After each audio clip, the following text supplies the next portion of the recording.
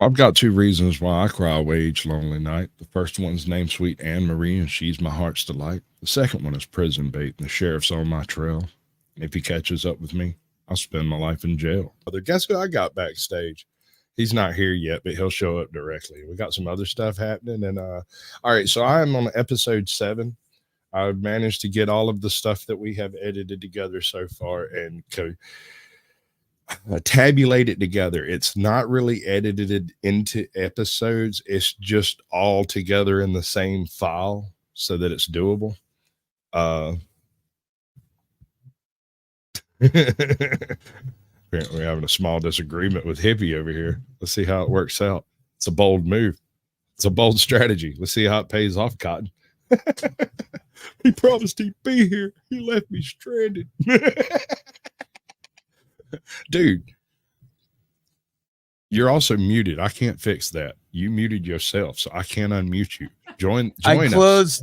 I closed the window on my camera, and I couldn't figure out why my camera wouldn't work. That's a good joint my wife just gave me. I'm telling you right now. All right. So, all right, we have two choices here. How many people in chat? Put a 1 in chat if you've seen the first 2 episodes of Harmony Unleashed that I've edited.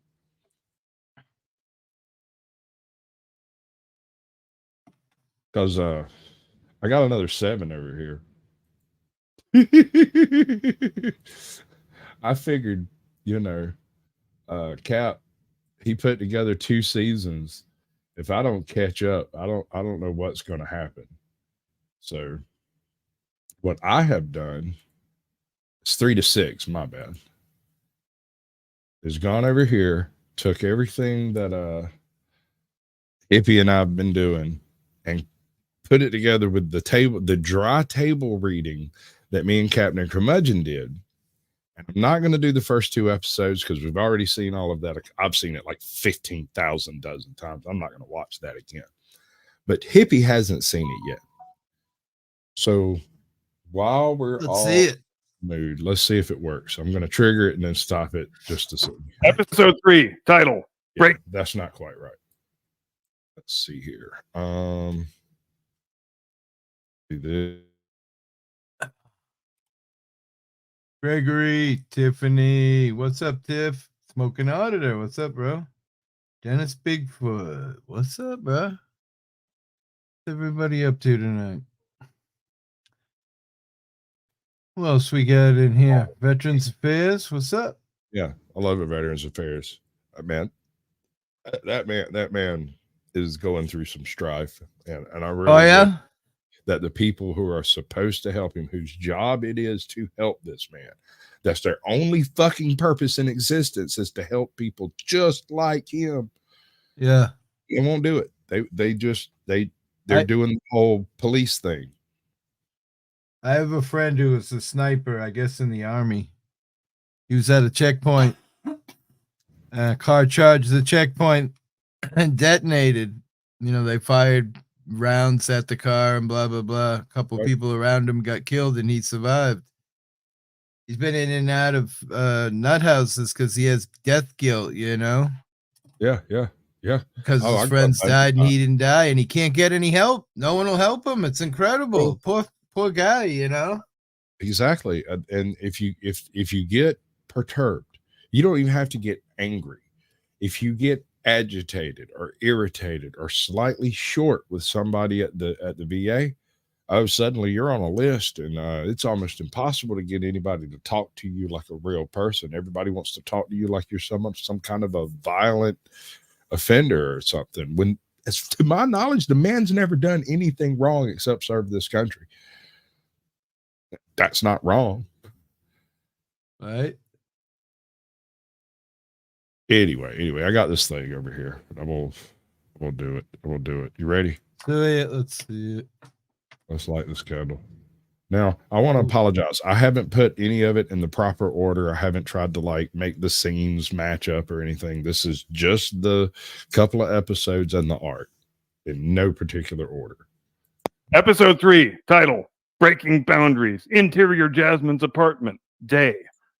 Following their competition win, Harmony Unleashed is flooded with opportunities. Jasmine, however, faces a dilemma. when she's offered a solo contract. I can't believe it, guys, but they want me to go solo. The band members exchanged concerned glances. But we're Harmony Unleashed. We do this together. And I wouldn't have gotten here without you all, but this could be a chance to make a real impact. Cut to exterior city streets, day. Jasmine wrestles with the decision as she walks through the city. She encounters a group of young musicians performing in the streets. Hey, you're Jasmine from Harmony Unleashed. Yeah, that's me. Your group is awesome. We want to start our own band. Jasmine sees the spark of inspiration in their eyes. Maybe going solo isn't the only way to make a difference. Cut to interior rehearsal studio, day. Harmony Unleashed faces challenges as they try to balance individual aspirations with the collective vision of the band. I just got an offer to tour with a famous artist. We're all getting opportunities, but we can't lose sight of what brought us together. Cut to exterior city park, day. Harmony Unleashed hosts an open jam session inviting musicians from all walks of life to join them. The park transforms into a vibrant, multicultural music celebration. Music is about breaking boundaries, not just creating them. Let's make something unforgettable together. Cut to interior record store, night. Leo watches Harmony Unleashed park performance on social media, realizing the impact they are having on the community. These kids are really onto something special. Cut to exterior city rooftop, night. Harmony Unleashed gathers on a rooftop, looking at the city lights. We can make a difference together. Let's keep breaking boundaries, not just for us, but for everyone who loves music. The band members nod in agreement, united by their shared purpose. To be continued. Episode 3 explores the challenges of success and individual opportunities within Harmony Unleashed. Jasmine and the band learn the importance of staying true to their collective vision while inspiring others to break boundaries through music. Episode 4, title, Heartbeat Harmony, interior record store, day. Harmony Unleashed gathers at Leo's record store where they've set up a makeshift headquarters. You've caught the city's attention, and now it's time to take it to the next level. What do you have in mind, Leo? Well, I've been contacted by a music festival organizer. They want Harmony Unleashed to headline their event. The band reacts with a mix of excitement and nervousness. Headlining a festival? Are we ready for that? You've already proven yourselves. This is your chance to share your message with the world. Cut to interior rehearsal studio, night. Harmony Unleashed dives into the intense rehearsals, pushing their musical boundaries to create performance that reflects their diverse influences. We need to make this performance unforgettable. Let's weave our stories into the music. Cut to exterior city, day, weeks later. The day of the music festival arrives. Harmony Unleashed takes the stage, facing a massive and diverse crowd. Ding. This is it, guys. Let's make their hearts beat in harmony. The band launches into a dynamic set, combining their individual talents into a seamless flow of music. The crowd responds enthusiastically, dancing and cheering. Cut to backstage, night. After the performance, the band is met with applause and praise from fellow musicians. That was incredible. You guys are changing the game. Cut to interior record store, day, a few days later. Leo gathers the band for a meeting. You've made a mark, but this is just the beginning. The world needs Harmony Unleashed. What's next, Leo? You're going on a tour, different cities, different stages, spreading the message of unity through music. The band members exchange excited glances. Cut to exterior various city streets, montage. Harmony Unleashed embarks on a city-to-city tour, performing in diverse venues and connecting with people from all walks of life. Cut to interior record store, day, tour conclusion. After the tour, Harmony Unleashed returns to Leo's record store. You've shown the world the power of unity in music. But remember, it's not just about the applause. It's about the heartbeat of the people you touch. Our journey has just begun, and we're ready for whatever comes next. To be continued. Episode 4 sees Harmony. I think that's about another bad. Dude, I love it. Our viewership went from 15 to 2. Did it really? Did it really? I'm not even joking, dude. Wow. I knew Who it are was the two bad. people? Smoking I- Auditor, It's us. Dennis It's Bigfoot. me and you, bro. We're alone. No, we don't count as what shows up on the list there. So Says you. Mm. All right. So what's next up on the menu, boys? he says he sees 4. Stop lying. Well, there's 6 now. We got rid of that trash. I'm here still. Lord. Thank you, Scotty. Sorry Thank to you, go negative for a Scotty. second. Ben T said, I saw her go negative.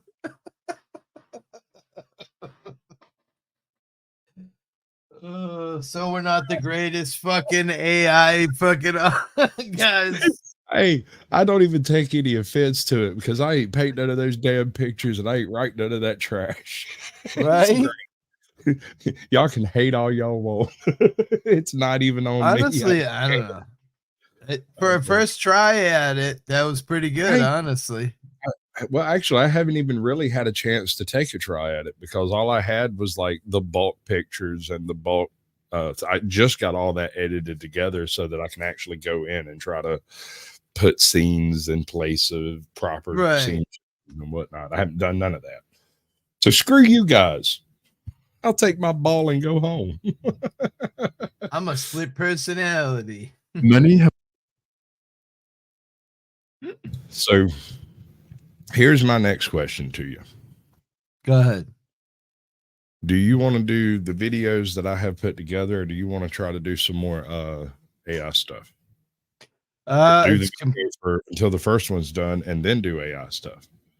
Whatever you want to do. It's your show. I'll just do whatever you want to do. Honestly, my wife's cool with me hanging out, so I got all the time in the world. So it's up to you. You know what they say: in Mississippi ain't happy, ain't nobody happy. That's true. That's my life goal every day. I wake up trying to make her happy, you know? Amen, sister. That's kind of how we do it around here. I promise you. All right. So we're going to do the video first. Then we're going to take a swing at some AI. Now, there is no relation between the two. We've just been hammering our head against an AI before we went live for like, what, an hour and a half? At least an hour and a half, yeah. And we managed to produce a video that was, considering it took 15 seconds, it was excellent, but it wasn't at all what we were really looking for. So we kind of backed up, regroup, tried a different way. But this particular is, of course, The World Before Dinosaurs from Extinct Zoo. I will drop the link in chat since I don't have it in the description. I'll try to get it into the description before the end of the world over here. Gadoosh. Nope. I'm not going to do that. All right. So we're looking at a specific bit of prehistory here. This is specifically 500,000 years ago, right? And the reason we're looking at 500,000 years ago is there is a supposed human structure you can't say human because it predates modern humans. There is a constructed structure that was discovered in Africa that is supposedly 450,000 years old. And so I got into my head this thought, what did the world look like 450,000 years ago, right? What kind of things were running around the countryside hunting the people that had built this shelter? And I found this video, and it does a pretty good job at least depicting the stuff that's I thought as far back as we knew it was mushrooms, and they were just like little cone things, and that was like where we thought things started. Everything started from these pillar mushroom things. No? Um, But there anyway. is a stoned ape theory.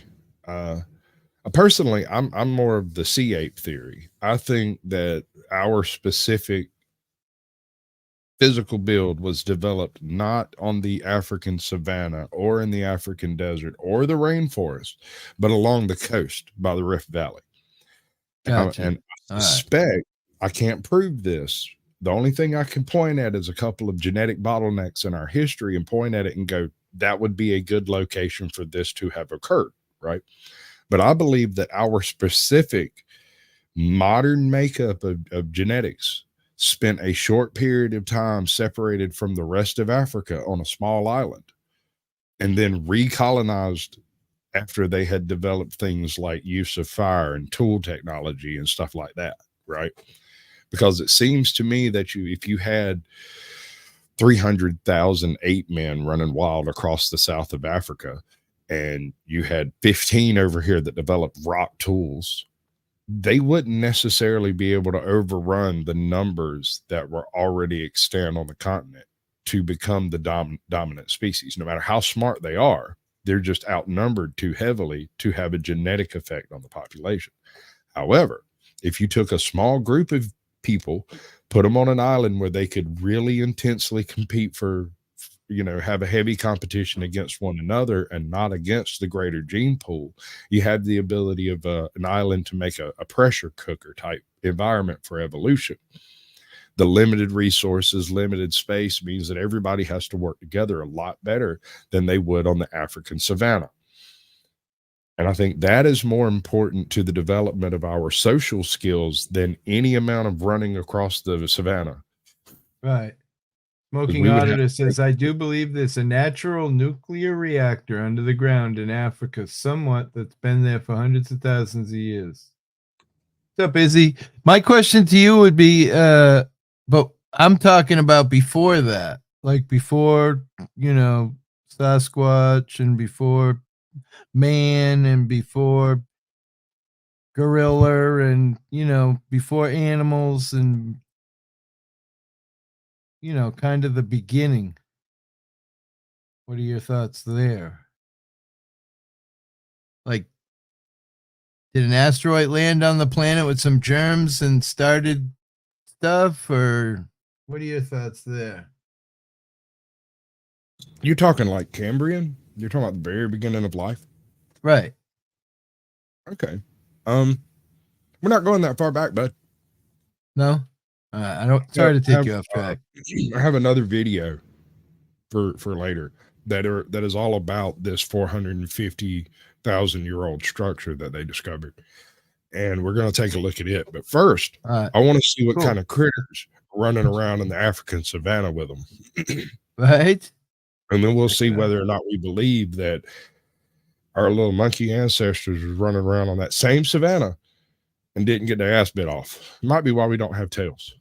I have wondered what the Earth was like before humans, and this is a hard question to answer, as the Earth doesn't like to stay the same for long, and thus, through its 4.5 billion years, it has seen many extremely different realities than our present one. However, there was a small sliver of time when the Earth was unusual even for its own standards, when the Earth and those that inhabited it were I've got the wrong video. This one's 500 million years ago. Instead of 500,000 years ago. I'm a moron. Pretty cool video, though. Yeah, we're going to watch it anyway because it's pretty. Unlike anything seen today. This is Earth as it was 250 million years ago. The world had just entered the Mesozoic era following the Paleozoic. We are going back far. Specifically, was experiencing the early Triassic. Okay. During these days, not even a map use that as the Triassic. Right. Ah, damn it. All right. So you were asking about some shit way down here. We have the Archean and the Proterozoic periods. Neither of these possess anything with more cells than one. Wow. Okay. Now, the Proterozoic period occasionally has strands of like something vaguely resembling blue-green algae, but we don't really know what it was. It just has the shape. Then you have the The Cambrian, Mesozoic era. and in this region is where you actually have the first major flush of multicellular life. These include sponges, trilobites, freaking great big like sea scorpions and whatnot, like all kinds of really wild arthropods and crab type things pop up, all sorts of soft bodied stuff that we don't even really have solid fossils for in a lot of cases. We just have pieces.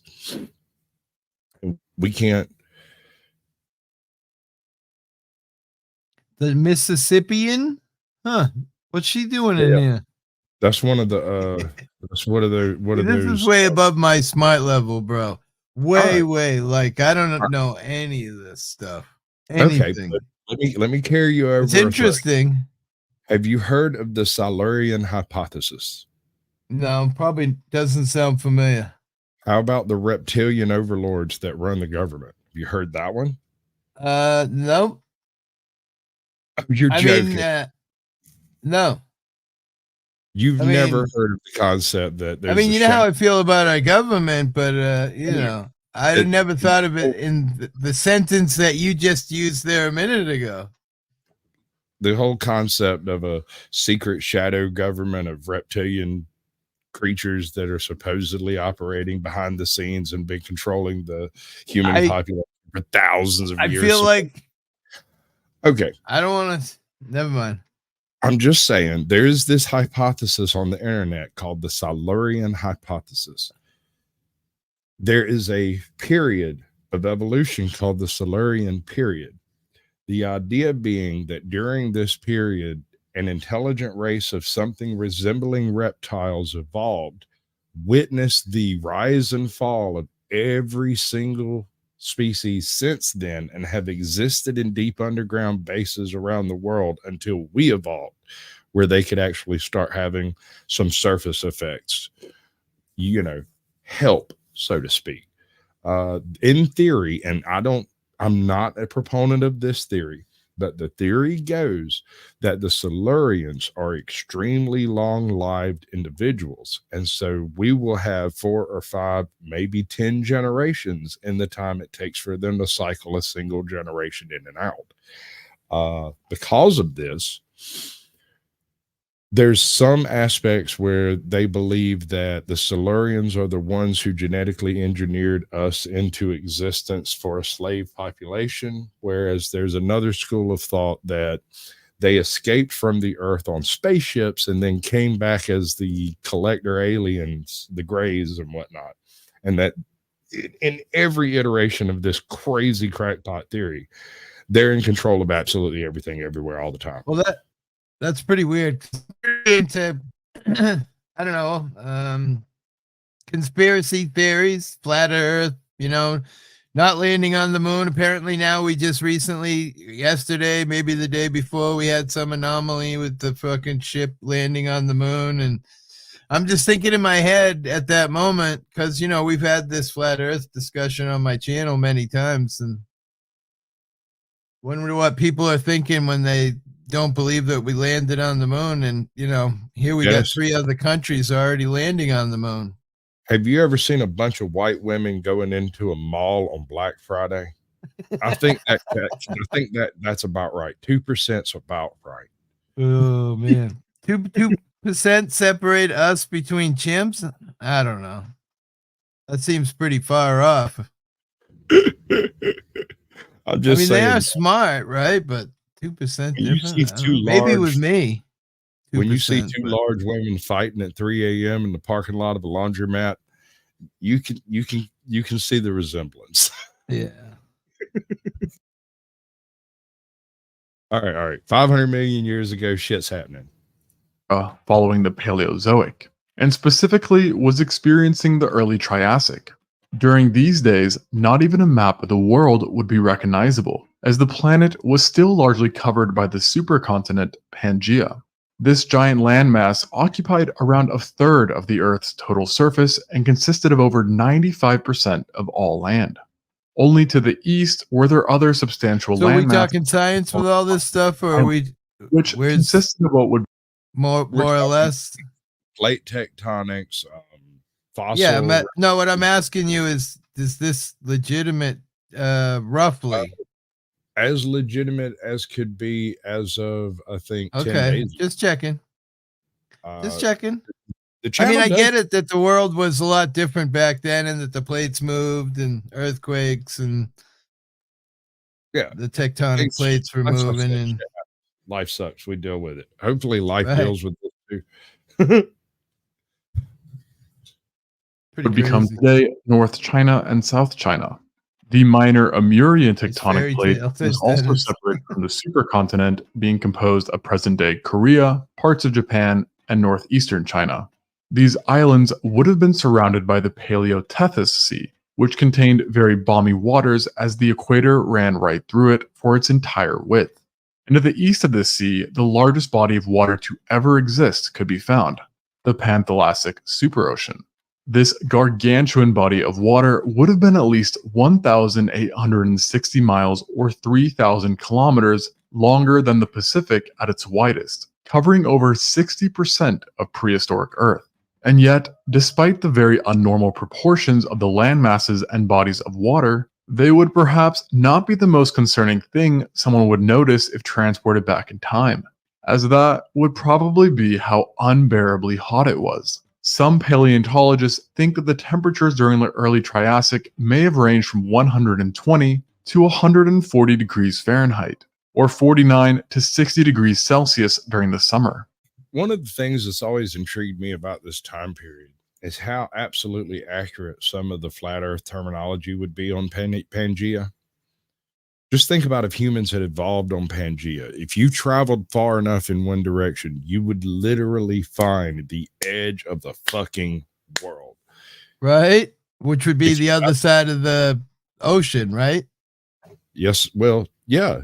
There was only Yeah. one really, really big ocean. And so if you Right. toss something in it, it might take it 5 years to come back around. Right. So what's up, Grim? Crazy. Good to see you, bud. Grim. Salty. How you doing? I sent you a link, Grim, if you're interested. After we get done with this video, which is completely out of context and the wrong video and an inappropriate one, it's supposed to be in a different playlist, and I'm fucking up the whole show. But it's okay because it's a Sasquatch stream, and without the technical difficulties, there wouldn't even be a show. The part y'all don't realize is my whole system crashed about 10 seconds before we went live. And I'm just Yes, happy it to be did. There's no lie there. Oh, it's a nightmare. It was especially brutal towards the center of Pangaea, where it was typically arid and rainless, exacerbated by large mountain ranges that blocked clouds. Because of the extreme heat, large parts of Pangaea were made up of expansive deserts where life was practically impossible, and only smaller creatures could survive. Hot summer days here were no doubt bad news, but nights were not much better in these mega deserts as low humidity and vegetation coverage led to freezing temperatures. This wasteland-like nature of the early Triassic was largely a result of the fact that less than 2 million years before, the world had experienced the worst mass extinction in history, the Permian-Triassic extinction event. This Armageddon... Wow. All right, so that one's serious. That came from the Russian, the basalt flats. There's a whole bunch in Mongolia, a whole bunch in China, and a whole bunch in Russia that all seem to date from around the same time period. The idea being something occurred a little bit before that time that triggered all of this, and we don't really know what it was or what might have been big enough to cause the effect. But for whatever reason, Pangea decided to break up like poof, like God's puzzle map or something. And in the process, when the basalt flats were laid out, modern carbon input is a joke in comparison. These things let out just the heat alone of the magma coming out of the ground and flowing across the surface was so extensive that it altered weather patterns on the world. Not because of the eruption, not because of the dust, not because of the gases. All of that also happened. But the world did not freeze because there was these huge, enormous lava fields all over vast segments of certain parts of the continent. So we didn't get a snowball Earth. Instead, the results was an extremely high carbon content with a much reduced plant base. 90 some odd percent of the plants on Earth completely eradicated at this point. It is from this point forward that the difference between endosperms and angiosperms becomes a distinct line. Previous to this, there were all kinds of plants. After this, there are only seeded plants. You have spores, you have fruits, and you have cones, and that's about it. There's a few other holdouts, a few other tribes of plants that are out there that are kind of fudgy, whether are they saprophytes, are they actually plants? We can't really tell. They're also from this time period. Some of these things don't even fall in animal and plant slots. It's that far ago. Wow. Utah said salty. No. Kind of. All the stones are broken up. It's like dried out. Do it.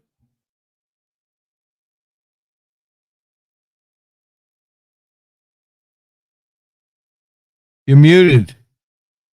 Muted.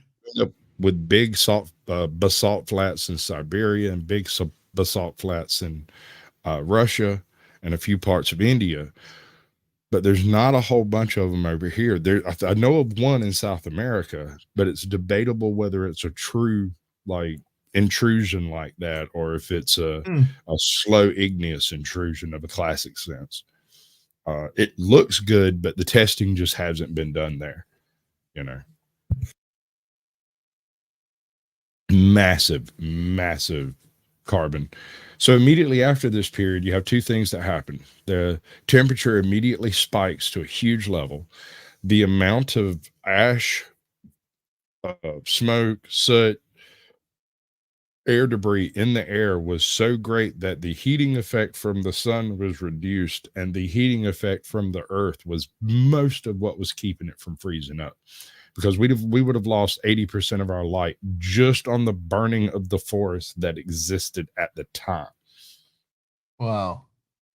So your northern hemispheres beyond the polar region may have become totally incompatible with life. I'm talking negative 500 degrees or something like that, because there wouldn't have been the input of heat north and south like you would ordinarily have with the sun providing the heat. Since all of the heat's coming from one spot on the earth, it basically just acts like a convection oven on that side, spewing up and counter rotation. Anyway, it's an absolute an apocalyptic event. If it happened today, I know our civilization, anybody would survive, but I doubt the race would survive it. There might be a few holdouts in South America and Africa, but the modern human, screwed. It was likely caused by volcanic eruptions originating from the Siberian traps, which released so much volcanic carbon dioxide that it created a scalding earth. During this event, 90% of all species, including more than 95% of marine species and 70% of terrestrial species, were eradicated. This immense loss of life, coupled with the lasting effects of the eruptions, led to the early Triassic being very undiverse in life, and also made it hard for the survivors to make a comeback. Yet, life still managed to find a way. In the interiors of Pangaea, not many animals would have been found, but towards the poles is where things got interesting, as the temperatures were more forgiving and life became more abundant. One may even expect to find some dinosaurs, as this was part of the Mesozoic, the age of dinosaurs, after all. However, there would be none at this time, as they would only begin appearing 7 million years later. 7 million years before dinosaurs. Not the mama, Crazy.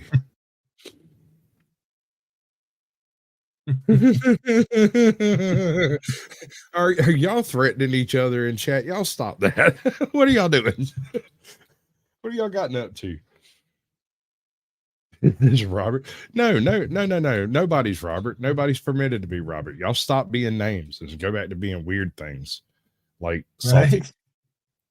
Right? Whatever that's all about. Good. Googly moogly. They're going to end up stalking each other. Instead, you would find the most abundant creature of all, the Lystrosaurus. This was an unassuming herbivorous dicynodont that had managed to survive the Permian extinction. As a survivor, it didn't have much to compete with and quickly became the most populous animal, inhabiting huge swathes of Pangaea, especially in the southern parts, with sometimes attributing up to 95% of a location's total population. The exact way of how it dodged extinction isn't fully known, but scientists do know that the dicynodonts weren't the only ones to persist, as therocephalians also inhabited these lands. These were non-mammalian synapsids that possessed large heads and were found throughout Eurasia, Africa, and even Antarctica. During the Permian, these were abundant apex predators that overthrew the previous rulers, the Gorgonopsids. But the volcanic eruptions had severely lowered their populations and caused stunted growth. The largest of this group to remain was the Mascarinus, which could still reach 1.5 meters or 4.9 feet in total body length, and had a cat-like body, leading to the idea that it hunted like large cats today. It likely preyed upon... So what do you reckon? That's sick. Is it convergent? Are we talking about convergent design here, so that they did similar things, so they moved similar ways, therefore they looked similar? I'm guessing. Does that follow for you? Does that work? I mean, crabs do crabby things, right? Right? Man, Man, bear, pig. that caught me off guard. I wasn't expecting that. Ben T gets the participation trophy tonight. Sorry, I hadn't been giving out trophies. I was expecting to do something totally different. But let's go see who did the deed. If I can get that far back, I don't know. I had to do a restart, so probably not. Smoking Auditor gets the gold. Good to see you, bud. Veterans Affairs gets the silver. We got Dennis Bigfoot. How you doing, bud? Welcome to the freaking chat. Good to see you. Tiffany's Epiphany's in chat. This guy's name always bothers me because I prefer short names. Gregory Itok. Gregory Itok, the cameraman, 1970. Did I get all of it? Gregory's a good dude. Okay, yeah, but his he comes on my show once in a while and sings a little song. That's cool. You know I've me. seen the first Oh, one. shit. There goes the neighborhood. We got some asshole in chat over here pretending. Yeah, who's the fucking troll? Right? What a dickhead. Hey, John, and me, I love you thing comes from the night I was all drunk. When I sat on my piano all drunk yelling, I love you, hey, John. Awesome. Right. We got Izzy talking about his squatchaholics. How y'all doing? Good to see you, Izzy. Welcome in. Salty has showed up. Not sure who that is, but okay. We got the Grim Reaper Radio Network. Oh no, just Grim Reaper Network. What's up, bud? Ben T with his notorious man bear pig reference, because that's excellent. I love man bear pig. Every time I think about it, it makes me giggle. So where do you reckon this would fall? Is this closer to cat or closer to dog? I'm assuming it's not a pack hunter. Yeah, I mean, the positioning of the eyes to the nose makes me think cat for some odd reason. Yeah, I don't know. Howdy, Stoner Bob. What's up, Stoner Bob? Did I miss Stoner Bob? I haven't seen Stoner Bob. Who's Stoner Bob? I don't know. Somebody in the... Not really here just showed up. Just in time for the man bear pig.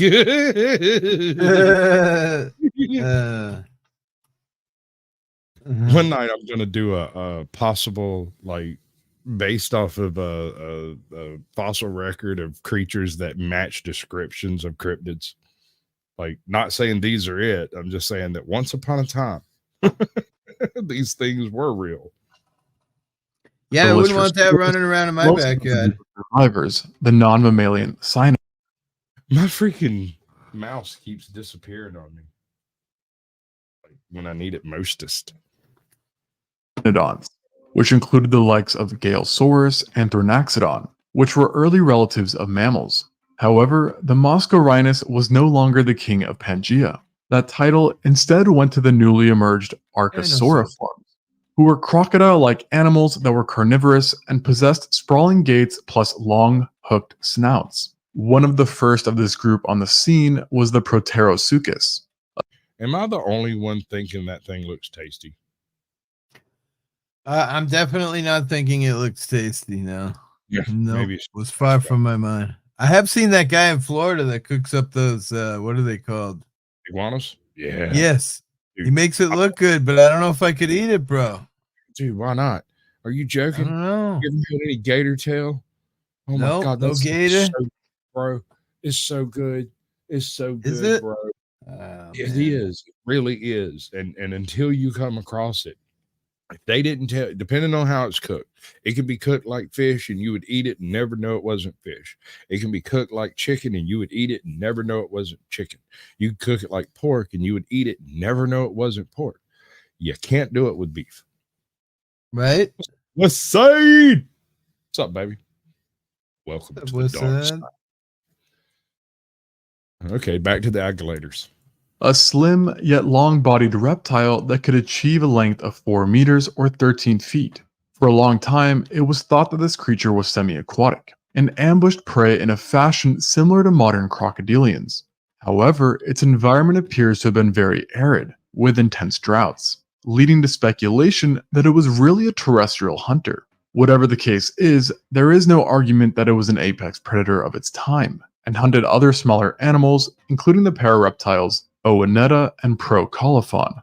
The herbivorous therapsid Myosaurus may have also been potential prey to the Proterosuchus. Although the Proterosuchus was not the most feared archosauriform, that distinction went to the Erythrosuchidae, a family of unusually large. Wait a second, hold on. That looks like the T-Rex starter kit. Does to me, yeah, for sure. It's like we ain't stood up yet. And we're not eating school buses yet, but we are definitely planning some serious bites taken out of life. Let me tell you. This shit is all. I probably heard of this stuff, but shit, none of this shit looks familiar to me, bro. Well, I mean, me and you went to school, what, 25, 30 years ago? 40 years ago? I would have graduated in 83, so I don't know. This shit wasn't even dead yet by then. The Erythrosuchidae, a family of unusually large and robust archosauromorphs, which were the largest predators on Earth at the time. A peculiar feature that made them even more fearsome. All right, Gary, I appreciate you coming by and browsing around. We was over here just kind of checking out these real funky animals that was running around 500 million years ago, and I think they're hilarious. Because like I said, T-Rex starter kit, check it out. Paint a racing stripe down that thing, it'd go faster. Were their disproportionate giant heads, which were exceptionally similar to those seen in the megatheropods that would emerge many millions of years later. These features made them extremely successful, and they could be found throughout what is now Russia, China, India, and South Africa. And of all the Erythrosuchids, the most fearsome of all was the Erythrosuchus. This was not only the largest member of its family, but also the biggest land carnivore to exist during the early Triassic, being 5 meters or 16.4 feet long and weighing over 2 tons. It also had the most disproportionate head in its family, which closely resembled that of the Tyrannosaurus, Starter and kit. alone accounted. There it is. T-Rex starter kit, baby. Yep. Totally.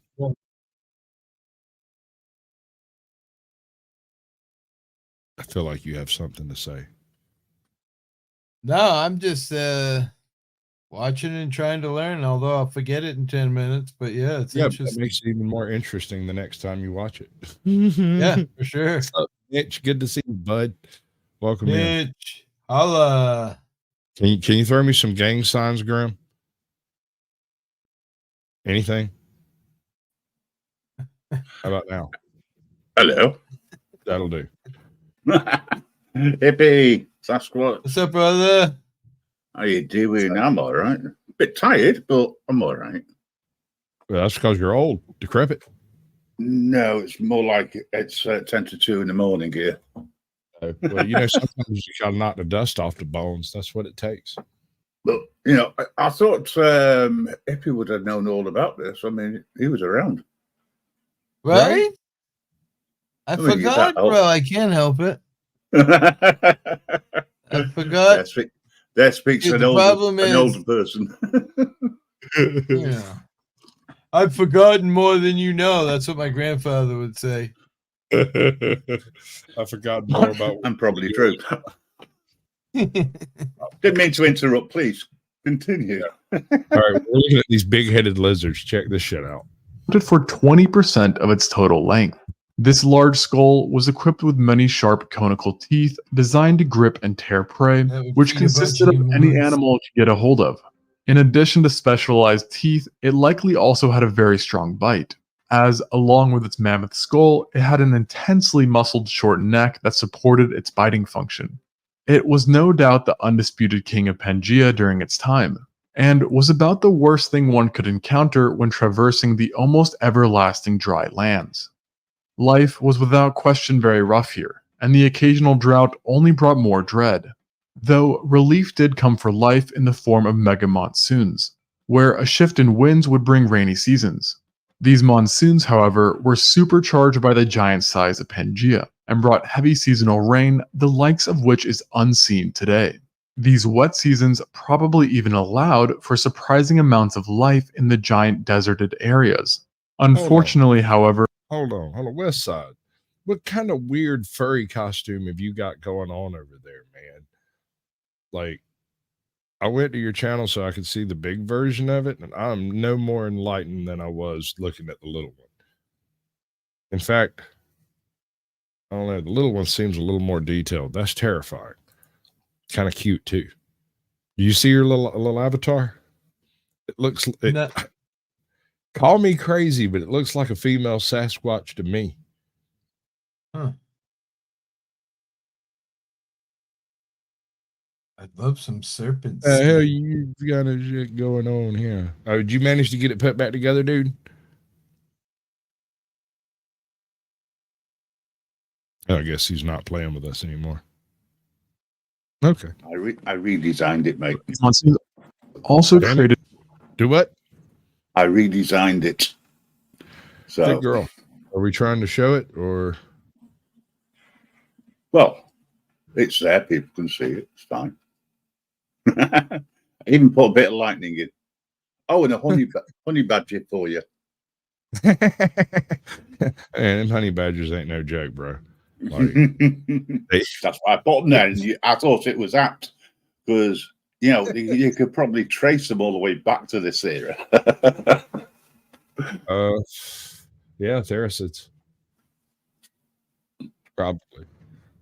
distinct dry seasons, thus exacerbating the aridity of Earth during the wintertime. The contrast between these wet and dry periods would have been night and day and had profound impacts on all. This being said, some fossil sites have shown that there were parts of Pangaea that were surprisingly lush year-round, with the best example coming from the Arcadia Formation, located in present-day Australia. It was here that despite the global presence of almost apocalyptic conditions, rivers and lakes managed to pepper the lands, creating flourishing habitats. The fauna in these areas were for the most part similar to other Okay, I see it locations, with various archosauriforms in charge. In this case, the Eomorrana and Callisuchus. However, in these lively oases, the most common animals were actually amphibians, and in the Arcadia Formation alone, they accounted for 90% of all animals. All amphibians found in these lush regions belong to the ancient order Temnospondyli, which are known as being primitive amphibians that were mostly semi-aquatic. Despite some earlier members of this group being giant, the ones found in the early Triassic and Arcadia Formation appear to only have ranged from small to medium sizes, with the Oh, hey, biggest being Mitch. similar in stature to the modern tegu lizard. These wetter habitats would have also been prime land for the creepy crawlies that roamed Pangaea, including worms, spiders, millipedes, centipedes, grasshoppers, beetles, flies, and mites, among others. If you're ever in doubt as to what God's favorite type of organism is, go look at how many species of beetle there are. 'Cause I believe it's beetles. Beetles. Beetles. There are beetles have evolved several times in the insect kingdom. There are more species of beetles. Damn near it. There are almost more species of beetles than there are other species on the planet. Gotcha. Beetles. Beetles. The forests of these lands were also more healthy than those seen elsewhere in the world. However, they were extremely similar in terms of look, as in those days there weren't many types of trees around, which was another consequence of the Permian extinction. By far the most common one was the Pleromia, a lycophyte that had a rather peculiar look to it, and was fairly small, with most species of it growing no taller than a shoe, and the tallest one only reaching 2 meters or 6.6 feet high. These were found throughout the globe and were the main source of food for many herbivorous reptiles I at don't the know, time. but it's pretty. Other flora in much smaller numbers that coexisted included the various types of ferns, conifers, cycads, and bennettitales. Yet, despite the sad state of forests during the time, they were still better off than aquatic life, which had been obliterated during the end days of the Permian. And like on land, the waters were still extremely hot, with tropical waters reaching 40 degrees Celsius or 104 degrees Fahrenheit, with warmer fluctuations also occurring. This was lethally hot and made the recovery of life in the superocean of Panthalassa quite difficult. So it may be surprising to find out that new kinds of life had actually emerged despite these harsh conditions. The most notable of these new animals were the first marine reptiles ever, represented by the Ichthyopterygia. Yeah, that thing looks like it would be really, really tasty. Scary. Imagine deep fishing out there, catching you a reptile 70 foot long. Yeah. Oh, Reel that in, bitch. dude, you give me a decent shrimp boat, some high tensile steel wire, one of those damn capstan locks like you use for towing barges, Right? and I'll tow and that one of thing those home. damn draw kings off of a fucking deep sea trawler, and I will reel that bitch in. I like my own bobber. I like a challenge. Right? Give me that shit. I'll cook it when I'm done. This group is actually the ancestor of the ichthyosaurs, but at the time were much more primitive as well as small, usually being less or around a meter or 3.3 feet long. They are thought to have swam in an eel-like manner and were well suited for shallow water hunting, leading to an expansive range across the coast of northern Pangaea, with the most common genus of the time being the Grippia. While it is known that the Mitch gets Grippia and it. other members ate meat to some degree, there is debate on whether they were strictly carnivores or omnivorous as well. They were also joined by the new Sauroterygia, a diverse group that, like the former, would one day lead to an iconic order of animals, in this case, the pliosaurs. Wait a However, second. unlike their future Oh, descendants that that was would reach, wrong. in this case, the pliosaurs, former would one day lead All to right. So you check out this here family tree concept here, and you get down to these testudines. These are I guess you could call them premature turtles. They don't really become turtles for like another 4 million years, but they do have a shell. It's just not set up like a turtle shell. So, So they don't turtles. go inside of it and blah blah blah. It's just kind of there. The debate still stands on whether they did turtle-like things, but they do look a lot like turtles. Stealthy My says point I is, like those like, guys. this thing here is not really a turtle. This thing here is almost a turtle. It will soon be classified as a turtle when its flappers detach, and you know what I'm saying. It's got a few Right. steps to go. It's not to an really. iconic order of animals, in this case, the pliosaurs. However, unlike their future descendants that would reach massive sizes, the members of the waters 250 million years ago were quite small.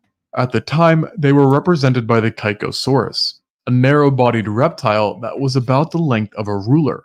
It is thought to have fed upon fish and was superficially similar in looks to the nothosaurs. It and the primitive ichthyosaurs of the time would have inhabited vast microbial reefs that were dominant around the globe, and were joined by some familiar faces from the Permian, such as ray-finned fish and bony fish. Many groups of these fish had cosmopolitan ranges, Good question. meaning they were found worldwide in habitats that suited them. And the coelacanths in particular were thriving, experiencing a degree of diversity not seen before. And they even experienced new modes of life, as seen with the forked tail Rebellatrix. Sharks too still roamed about, yet were not as common as they are today or were before the extinction event. Most were gone, but a few managed to persist, including the Hybodontiforms and the Eugenodontida. The survivors of these two groups were still apex predators, but all were rather small, being below 5 feet or 1.5 meters in length. Like many other fish, they were found worldwide and held diverse diets that made them quite versatile in an array of habitats, which some believe also included freshwater rivers, meaning that certain animals on land had more than one problem to worry about besides the blistering heat. And not to mention powerful storms and relentless hurricanes that were a product of the warm waters of the Panthalassic Ocean. However, thankfully for all life, the world as it was 250 million years ago wouldn't last forever.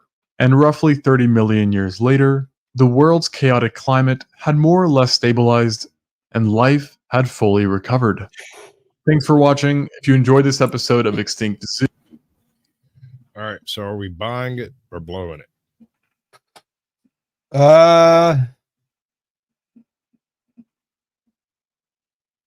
mean, it seemed plausible for sure. I mean, I'm not that smart about this stuff, so based on what I see, seems plausible to me. I found it. The channel is now. This sucks. That's what I get for putting the same number in my list twice. Check this out. All right. Earth 500,000 years ago. Earth 250 million years ago.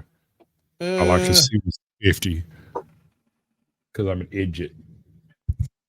Yeah, welcome to my nightmare. Right? Fellow channel runner, I know all about it. Every time I try to go live, I said it tonight. Something happens. Yes. Around 470. All right.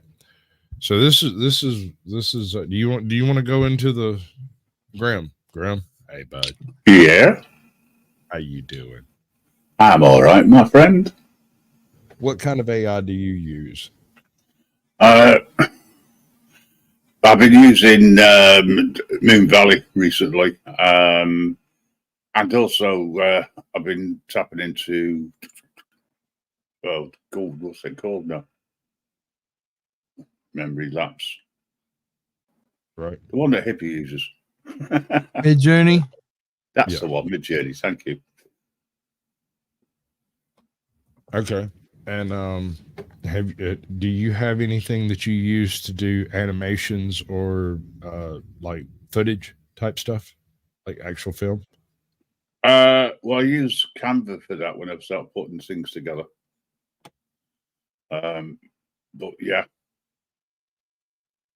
What's that? I try to anyway.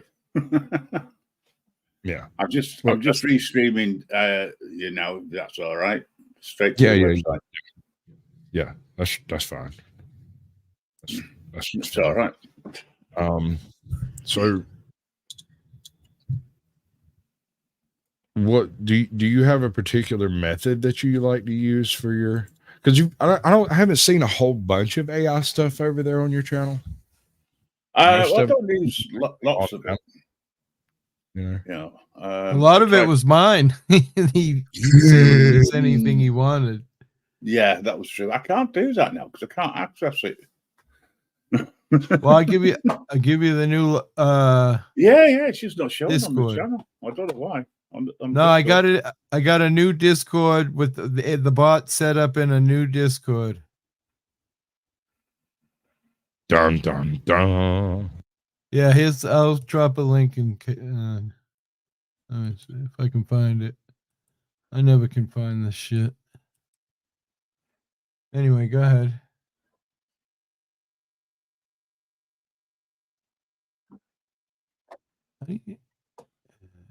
Explore, add friend.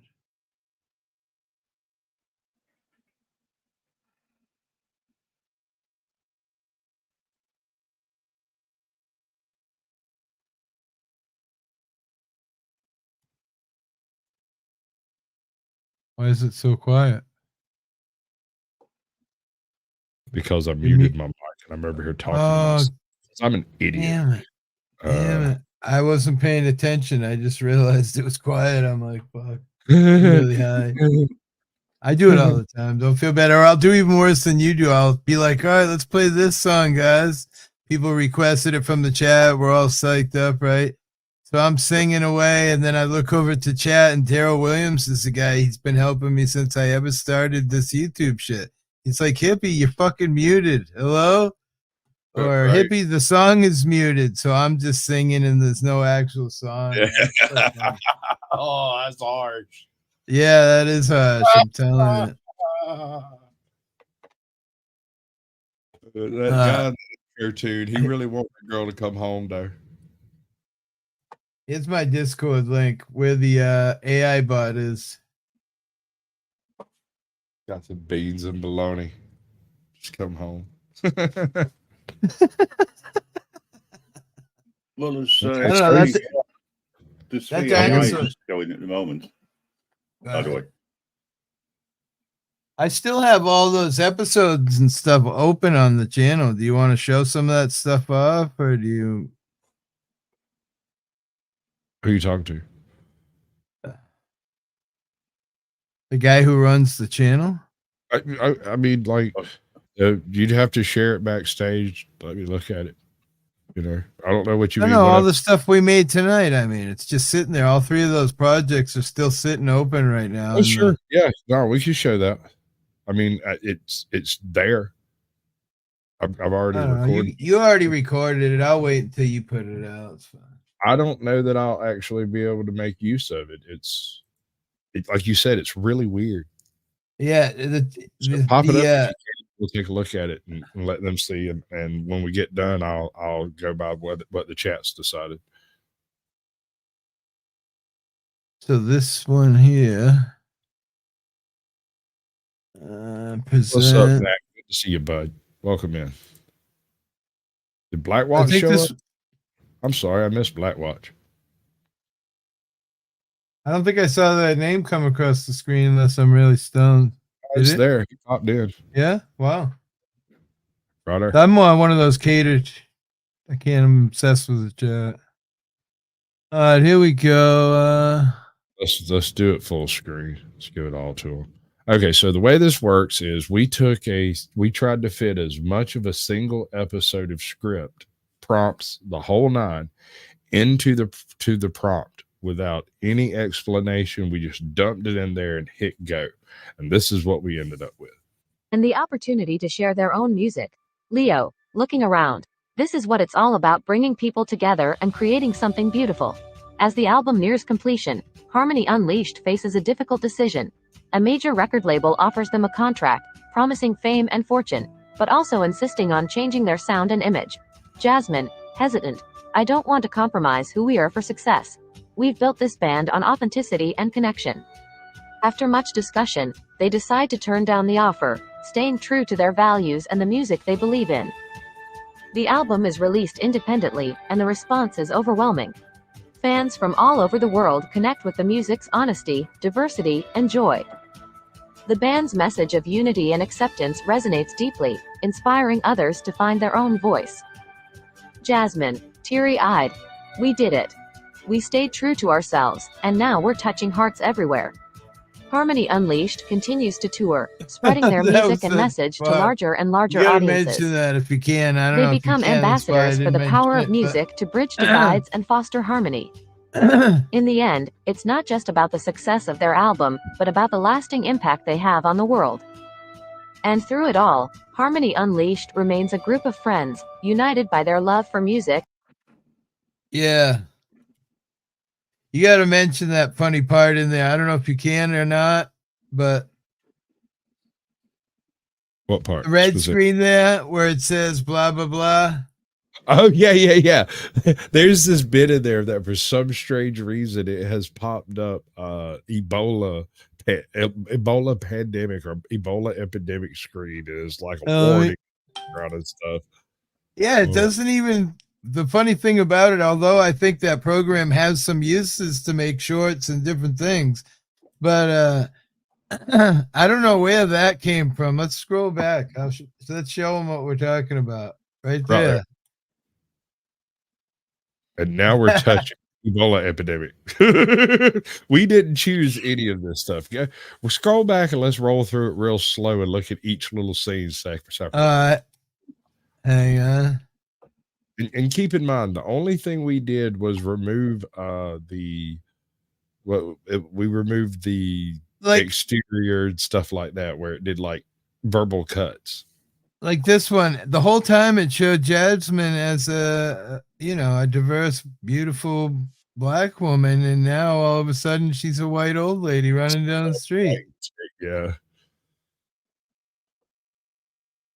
Who's Jasmine now? I guess at least she's a black girl. It's all wild. The band's message of unity, there's no even band members there. I mean, we could throw your own pitches in there. It is that easy to set up, but yeah, it is. What's this? Honesty, diversity, and joy, and it shows some, I guess, Asian people. I don't know how else to say it. That at least that matches. Jasmine didn't hit the fan in bed that morning. What's this? She's got someone's trying to give her a cigarette? What vaporizer? What's going on here? They turned down the offer, dude. That's why it popped that up. It's because she's turning it down. She's denying. I know, but it looks like a cigarette or a vaporizer or a straw to do a line. Well, I think that's a good advert for not taking it. Yeah, right.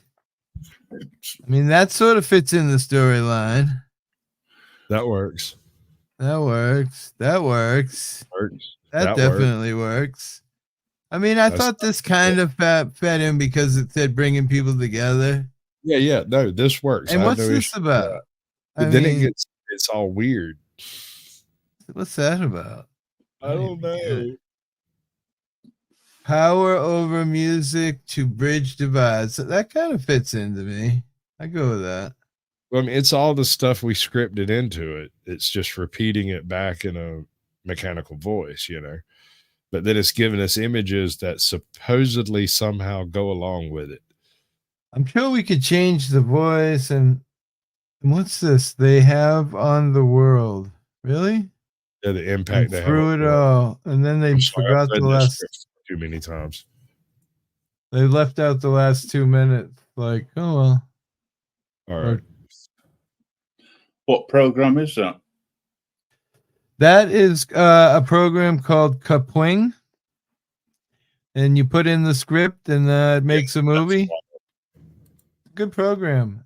It is. It forever. It used to be a free program, and now they've come over to pay, but they got a lot of cool shit on board. So I don't know. I used to use it just to resize shit. Sorry, Caucasian. It's good stuff, dude. I really dig it. I think if we could actually sit down and do it for a couple of hours and not run out of tries, we might be able to do something useful with it. But with a limited number of tries, the first try, it's like a shot in the dark. We just threw spaghetti at the wall. The second try, that's the truth.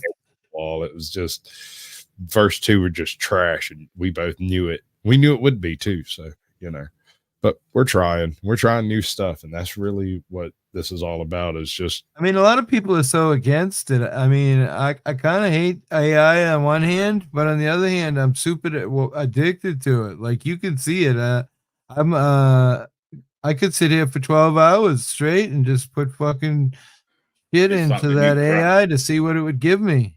It is for me. I said that it's like crack, Surprised you're not asking for its ID. right? Exactly. AI, all right. name and badge number. So this is the original video I was intending on showing. When I thought I was showing the 450,000-year-old video and was showing a 250 million-year-old video, my bad. My bad. My apologies. It sounded good. It did. I didn't realize. Oh, Mm. sorry. Mm. That's funny. I was doing good. Anyway, okay, 450,000 years ago, this guy's going to tell you about it. His name, if I remember right, is World Chronicles. Is that right? I think. Yeah, World Chronicles. 5,500. God damn. 5.53K subscribers. So they got 5,500. Right. Okay. I got the numbers right in my head. Thought so. But It's just Democratic. when you put it into words. Do who? It was just when you put it into words, you just got it mixed up. That's all. Yeah, I know. It's those numbers that are words that bother me. Never Yeah. was good at those fucking word problems. I ended up doing 15 years of math. 26,000 years ago in present-day Zambia, along the Clambo River, early humans constructed a wooden structure. Unlike most other wooden constructions and artifacts, the wooden structure in Zambia became fossilized due to having been buried beneath sandy and watery soil. The watery sediment had the effect of removing oxygen. Additionally, dissolved minerals in the water entered the wood and replaced some of the wooden structure. Both effects set the stage for preservation. If that's not true, dear God, I hope it becomes true soon. If we don't actually have a city named Batman, we should immediately get one.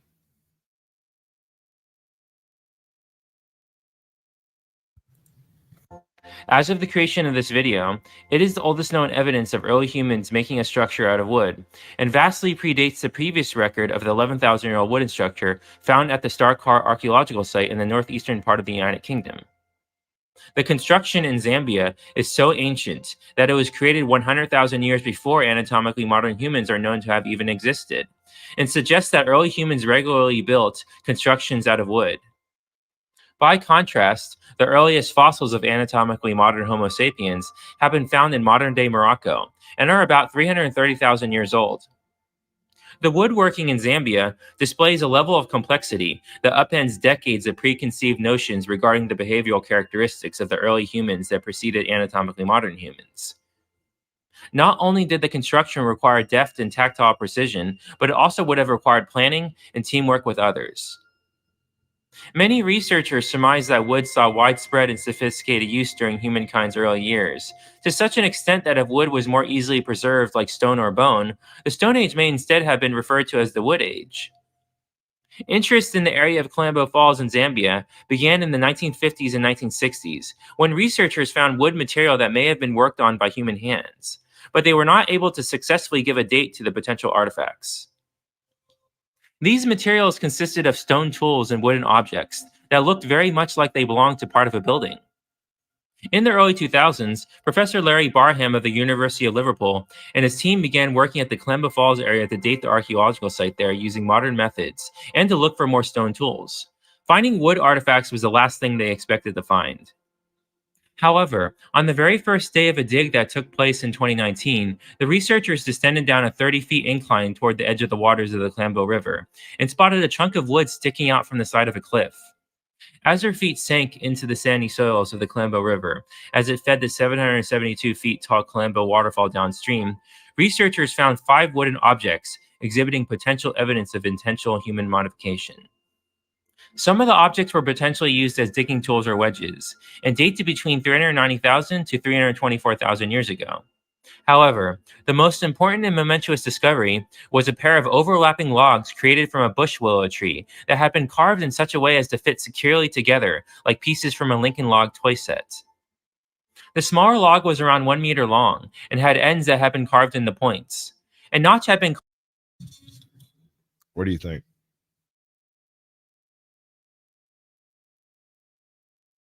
I don't know. I mean, obviously they can tell the time and date, but I don't get how they know it's. Well, I can give you one. These two pieces of wood have been notched out to fit into each other, kind of like a Lincoln log. All right. And, but even before that has happened, it has been fire hardened on the end, which implies this part had been exposed to the elements and that they were aware that fire hardening would prevent, certain types of rotting, rots and stuff. Yeah. Wow. So interesting. I don't know, man. It's funny how that works, that fire hardening. Mm-hmm. Can't eat carbon, apparently. Carved in the middle. This notched end looped over and rested atop another modified and larger piece of wood, creating a secure fit. All wood specimens bore signs of intentional human modification, such as scrape, cut, and chop marks, all of which were likely produced by stone tools. 500,000 years ago, the ground near where the logs were found was likely damp and wet, so the logs could have been a portion of a platform or some other larger structure designed to allow for easy access to the waters of the Clambo River. The hypothetical platform could have been used to make fishing easier, or to simply allow one to be able to walk across muddy grounds without getting dirty. Additionally, Larry Barham thinks the interlocking logs could be the remains of a shelter that was raised up on wooden poles above the river. It's open to the possibility that it could have been something of an entirely different nature. The carbon-14 dating method was first used to date the logs and produced a date of 50,000 years ago. However, the researchers noticed that there were many indicators showing that the specimen was far older than the 50,000 years old date. Further bolstering. All right, so there's a component of this story that I come across that's not in this video. One of the reasons, all right, if you went and you found a site that has all of these features and dates to 50,000 years ago, you wouldn't even bat an eye. That would be a perfectly acceptable date for this site. No one would question it. So the only reason it was questioned was not because of the unreliability of the carbon-14, but because nearby is a cave, and in the cave are a whole bunch of what appear to be human coprolites. These coprolites had been solidly dated to 450,000 years old. When this structure was found, the guys that were doing the coprolite studies came over, checked out the dig, and was like, I don't suppose we could run some of these tests on that wood, can we? And they were like, sure.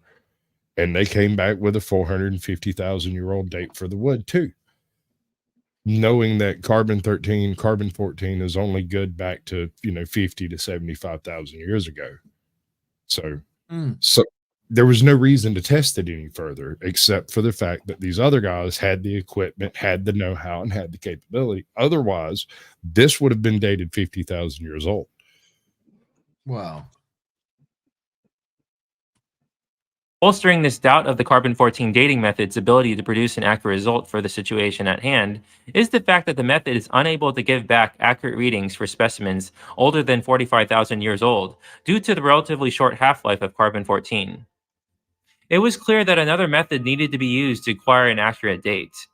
The method they settled upon is called optically stimulated luminescence, which essentially determines how long grains of quartz and feldspar have been without sunlight.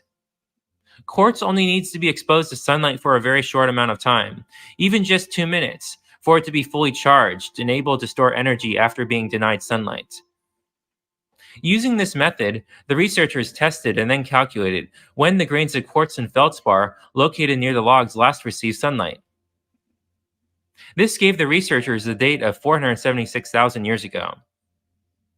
Several different early human species could have modified the logs. Homo erectus lived between 2 million and... Let's take another look at that. That's a pretty good collection.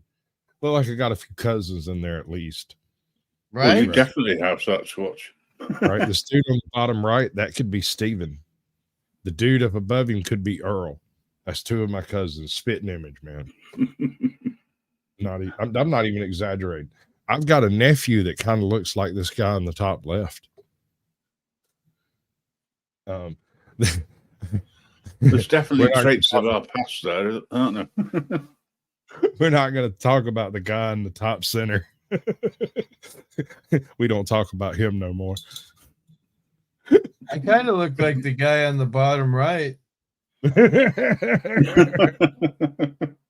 Big giant brown eyelashes and shit. Yeah, that.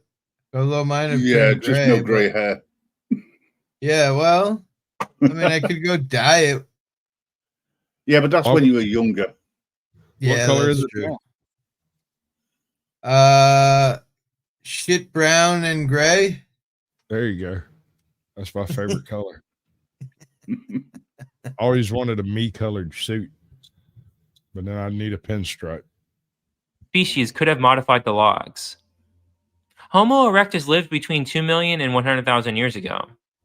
Homo heidelbergensis lived between 700,000 and 200,000 years ago. Additionally, a 300,000-year-old heidelbergensis skull has been found at a different site in Zambia. Conversely, the structure could have been made by Homo sapiens, and scientists just have yet to find a Homo sapiens fossil dating back to over 500,000 years ago. Discoveries like these force researchers to go back to the drawing board and rethink any theories they may have made about the behavioral characteristics of the early humans that predated Homo sapiens. Whatever species the early humans were who constructed the interlocking logs near the Kalemba River, it is clear that the interlocking logs were likely part of a sizable construction that required teamwork, planning, resource gathering, and manufacturing. Wait a second. I just had a thought. Hippie, when you was a kid, did you ever go play out in the woods? Of course. Away from the house, go build your little clubhouse somewhere. Oh, yes. Find a pine tree that had a branch hanging and then stack a bunch of other pine trees and throw pine needles on it. You ever maybe notch out a little bit of stuff and maybe start a fire when nobody was looking? Try your hand at fire and a spear or something. Stole the pack of cigarettes from your mother's glove compartment and sat out there with your buddies and got really stoned. Right. So I doubt these guys had glove compartments. Right? The rest you of never that know. It wouldn't have to be a professional structure just to be a structure. It just has to be manipulated by humans or humans something like.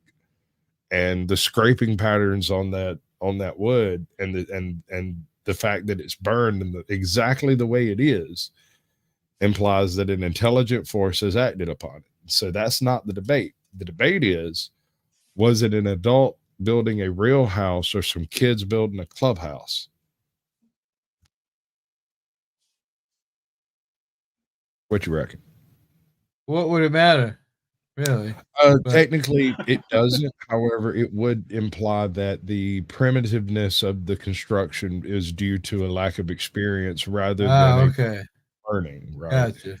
Right. Well, for a property to stand to be found like this and built so well, right? I think it's amazing. But then again, I think we can't build houses anymore. We're not allowed to. Unless it's for profit. Well, all we get we're losing all of our resources to it. I think this is interesting. I was kind of dicking around, thinking about taking me. What did he say?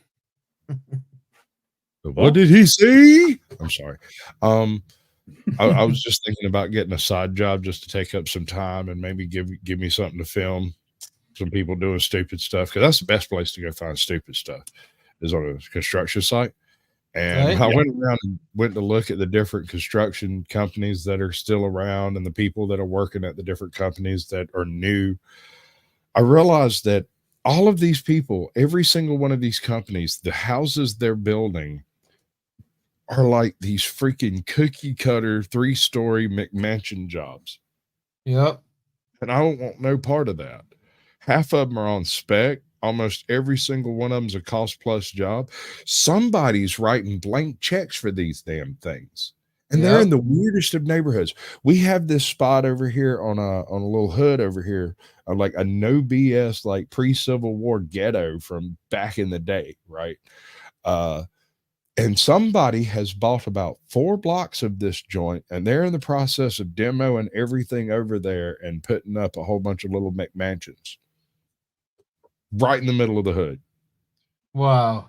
I'm talking high tier gentrification, like full on They gotta globalist. move in. They gotta move in some FBI agents and clean up the neighborhood. I doubt it. If you brought in FBI agents, the property value would go down. Sounds to me like they would need to put ultra security around it as well. Just to make people feel safe. Yeah, no, FBI doesn't make me feel safe, bro. I'm going to be totally honest with you. When I was a child, we used to have these little meetings that we'd go to once every 6 months, a year, whatever, and they were loosely grouped together: ham operators, radio operators, farmers, landowners, people that were involved in controlled fire burns, people that were involved in 4-H, people that were involved in various churches and stuff would all get together, and they called it a militia meeting. When I was about 16, all of the old guys that were running the militia meetings got drummed out of the militia meetings, and suddenly a bunch of really young, hip, new guys came in and started like I'll never forget the first meeting I went to when the old bearded dude wasn't in control no more, and there was this dude named Chuck. And Chuck stood up there. It's like, oh, everything's fixing to change around here. We're going to start a few new processes. And about 75% of that church stood up and walked out, as if someone had given a signal. Because you can't trust people, especially feds. They're paid to lie to you. They want you to confess to some shit you haven't done so they can put a nice little red star on their goddamn jersey. Yeah, another mark in the old book for them, and some money for the system while they're at it to make them even more gloried. Exactly. I mean, look at that whole Gretchen bullshit that went down. There's 5 people involved, 4 were feds. Right? 1 was retarded. Like, what the fuck? I wonder if the mentally challenged individual might not have been one of the feds. Right. Oh, anyway, build the houses. All of these activities would also require the early humans to live in a particular area for an extended period of time. The general purpose of the structure during its heyday of use could have been to make the lives of the early humans easier, such as by giving themselves something to sit on near the river as they did their daily chores. 500,000 years ago, the Clambo River was likely a major food and water source for its early human inhabitants. According to Barham, the logs could have been part of a platform which served as a foundational support for a structure, storing valuables such as firewood, tools. So this method of construction is ubiquitous across all continents that have human habitation. Since the dawn of time, we have known that you can hammer poles into the ground and solidify the ground. Like, we started building, we figured that out real early, because it is safer if let's say you live in an environment where there's a fucking polar bears, right? Now we're talking cave bears, but we're going to say polar bears, about half the size of a cave bear. These are large predators. If they decide to wander up to one of these buildings here made of thatch and straw and rip it apart and eat the children inside, there's nothing you can do to stop them with your stick. But if you build that same structure just deep enough in the water that the bear doesn't feel like he has a solid footing, he won't attack the dwelling at all in the first place. Add a dog, and you've got even better security. Yes, no, maybe. Are you high enough yet? I'm totally stunned. Absolutely. Totally agree. And food, or a structure where the early humans lived and slept in. Barham took this step further and has said that the early humans used their intelligence, imagination, and skills to create something they had never seen before, something that had never previously existed. To Barham, this is indicative of an abstract level of thinking, akin to pondering one's own existence, practicing a religious belief system, and probably even indirect evidence that the early humans probably had some kind of language system. Many other researchers have echoed Barham's theories by stating that the evidence of the structure strongly suggests that the early humans had advanced cognitive abilities, such as planning and the ability to imagine and picture in their heads what the completed object was supposed to look like before and during construction. Though these cognitive abilities were already surmised by researchers due to the early humans' creation of stone tools. All right. So we're in the ballpark of this time period here in the middle. And historically, the way we view these people, Homo erectus, these guys carried around a single stone axe per group. And they used this particular piece of stone. It's called an Acheulean hand axe. And they used it to do almost all of their dressing, their bone crushing, their wood chopping, some of their digging and whatnot was done with these things. But other than that, the only lithic fragments this culture leaves behind is broken pieces of core stone and something called scraper flakes. The scraper flakes are never from the same source as the hand axe in the collection. So if we get a hand axe and there are other lithic artifacts, the hand axe is always from a source of its own. And then the other lithic fragments are from relatively local sources to the site, whereas the hand axe might be from 1,000 miles away. And that's an almost, hey, we got a Hadouken. Paul, what's up, man? I've only heard your name. Actually, I've only read your name. I don't think I've ever actually seen you in person. What's up, bud? Welcome to the Sasquatch Show. This is not a usual show. We were trying to do some AI stuff, but me and Hippie got fed up with it before we even went live. Because, we're that explains a few things. Well, we went at it for about an hour and a half and we ran out of tries on one, and when we started messing with the other, it didn't like the way we were putting it in. It kept giving us errors, and we were like, kind of common, ain't it? Yeah, I get a lot of that errors. It doesn't like the way you're putting it in, and that is exactly what you said. Tools. An artificial creation as large and as complex as a wooden structure is on a higher level of complexity. The sophistication of the hypothesized and completed wooden construction based on the two interlocking logs would have required the early humans to remain in the same place of residence for an extended period of time, which contradicts the notion that all early humans were continuously roaming around as bands of hunter-gatherers. The area around the archaeological site 500,000 years ago may have been abundant enough with renewable resources that the early humans likely did not have to ever venture far from the Clambo River water source. Between 470,000 and 274,000 years ago, the area also had extensive forest cover. These findings tie into other discoveries around the world, showing that the early humans that predated Homo sapiens likely possessed sophisticated woodworking skills.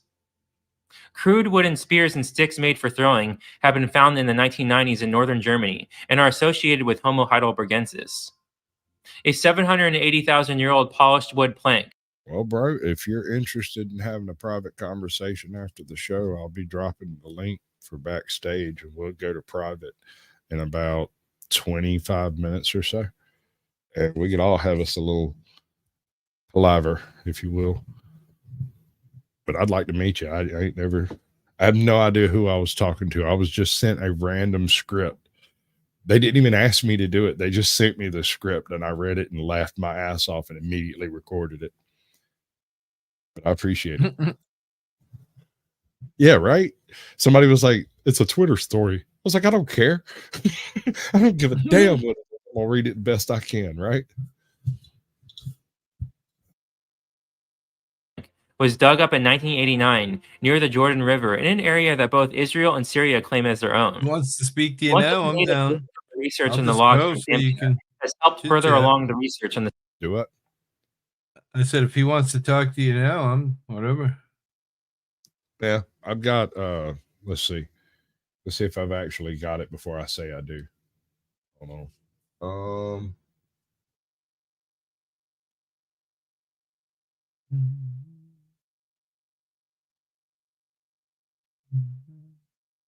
Oh yeah, no, this is it. This is the last video I've got. That's I've got lined up properly anyway.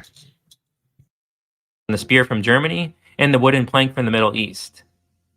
Archaeologists from Italy, who have studied wood tools found in Italy that likely have been made by Neanderthals, say that archaeological sites that are filled with water should be given more attention, as they could also hold evidence of early human woodworking.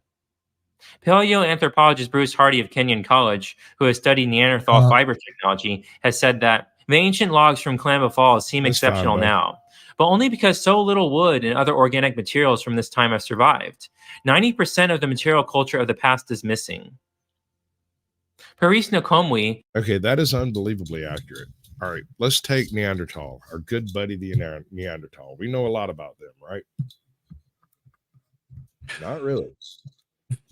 I was gonna say, not really. Our primary evidence that Neanderthals utilized clothing is the area they lived in and a handful of impressions in mud that were left supposedly by Neanderthals lying and sitting on them.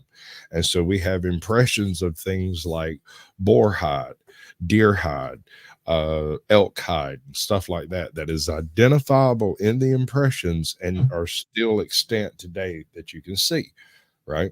What we can't do is actually date those impressions to a given time specifically. So instead, it's done through analogy. We look at the other things in the area around that are in the same layer and then date it based off of layers above and below that we have better dating methods on. Wow. Right? It's called a contextual dating method. If you can only be done if you find something in the situation in which it was left originally. So one of the issues with this is a lot of these sites are inside currently extant caves. And they were completely subducted by the sand and sediment that filled up the cave. And that may very well have been the reason why it was, they stopped using it, is it became too small for the group or whatever. But most of our evidence for actual clothes wearing comes from impressions and not any other evidence. Like we find there on one of the, you remember, what's it called? Fuck. There's a cave in France that has like 200 handprint outlines, and some are actual physical splat prints, and some are the silhouette where you blow it at the hand in place of it like a stencil, right? There's a whole bunch all over the place, but there's this one in particular near the bottom right hand. It's a splat print. Somebody put their hand in mud and then splatted it on the wall. And whoever did that was wearing something with a sleeve on it, because just below it is a splat of mud from a sleeve. And it is obviously exactly that, because when you look at it, you can see the edge of what would have been a hem. I mean, of course, they weren't sewing shit exactly, but the edge of what would have been a sleeve. It's in the right spot. It's the right color, and it's the right thing. Huh. I like what Smoking Auditor says.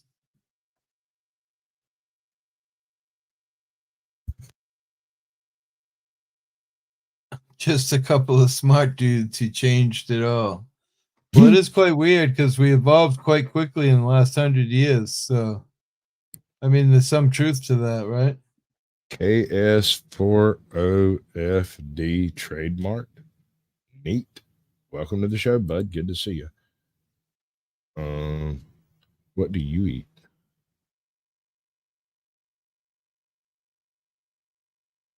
Oh, cool. Neat. Bidges. Yeah. Fire truck. Yeah. Cool. Let's see. Storms. Being the deck. Yeah, that'll always get views, dude. That's how you do it. All right, so KS4OFD has actual content on his channel. I'm impressed. Nice. And I'm proud of him. Yeah. So Yeah, go check- I know him. I know KS. Should I not be promoting him? Yeah, he's a good guy. No. Well, shit, if you say he's a good guy, maybe y'all shouldn't be fucking around over there. That motherfucker might be watched. I'm surely watched. I'm definitely. So you are on a list now, bro. Definitely. I've audited multiple federal buildings. I'm surely on a list somewhere. Yeah. I imagine we're all on a list. If not, you're not living right.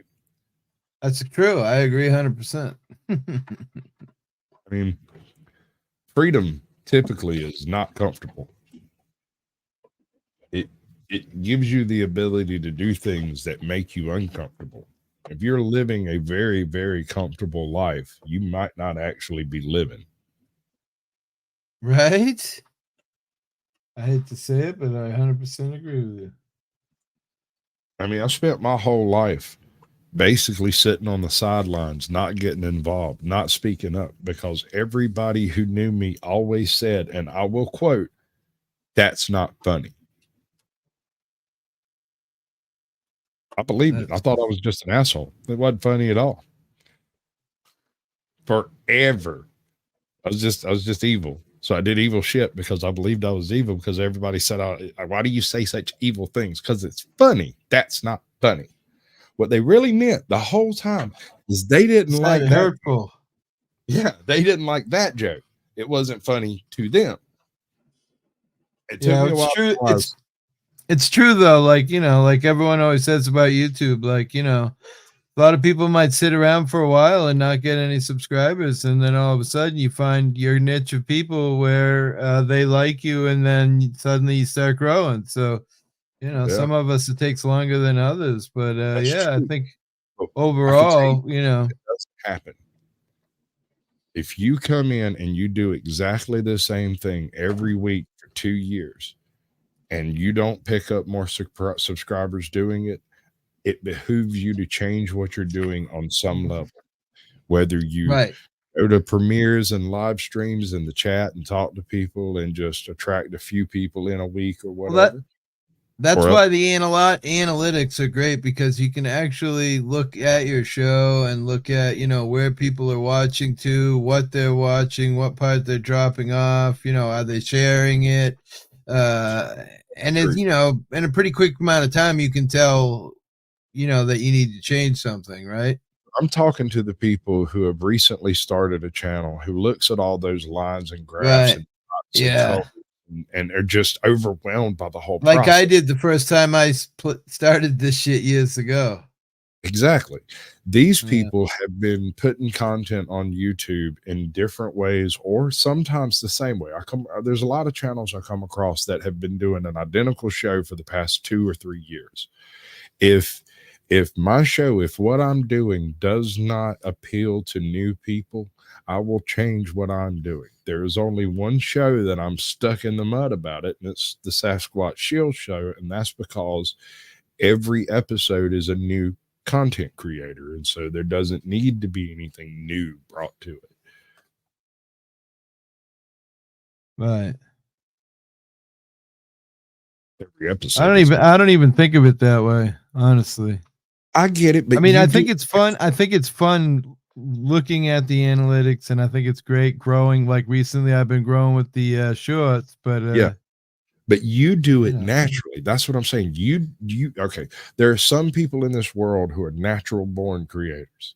If they took YouTube away tomorrow, within 2 hours, you'd have a profile on Twitter and Gab and 15 other sites just to see what felt the most right. You know, right. I'd do the already same thing. Do. Well, I have a bunch of profiles. I'm on Rumble. I'm on Twitch. I'm on Kick. I'm everywhere. Regularly. People get stuck in the mud about a concept or an idea or a format or a method, or something sticks in their craw, and they just doggedly chew on the same bone over and over and over again. And I think part of the problem is that they don't take constructive criticism. Fuck them. Yeah, that's what I'm saying. What I'm saying is that if you're stuck in the mud, People. you know, people, or some creators, I won't say all, but some creators just aren't able to change what they do, to try different things. Seem to be frightened of doing it. I mean, I'm so proud of Captain Curmudgeon for what he's done with his channel over there. That is an absolute beautiful circumstance. Homie was doing a show, and we did the what just happened? Oh yeah. Let me see you, bud. Yeah, that's the motherfucker right there. Hi, everyone. Oh, hello, ugly. I put my ugly mug away. What are you talking about, man? One of my best viewed videos is your beautiful smile. I just got another one that hit 10,000 views again, which surprises me. And it's all about the fact I love food. Yeah. Remember what I told you? Do something you love and make me know that you're uncomfortable with it. Yeah. That's exactly I need to start doing more like that, I guess. I think most of the subs I have are you under other names. Allegedly.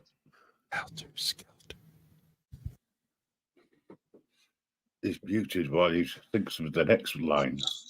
Oh no. Anyone. What it is I did a short. Hold on, let me go get that one.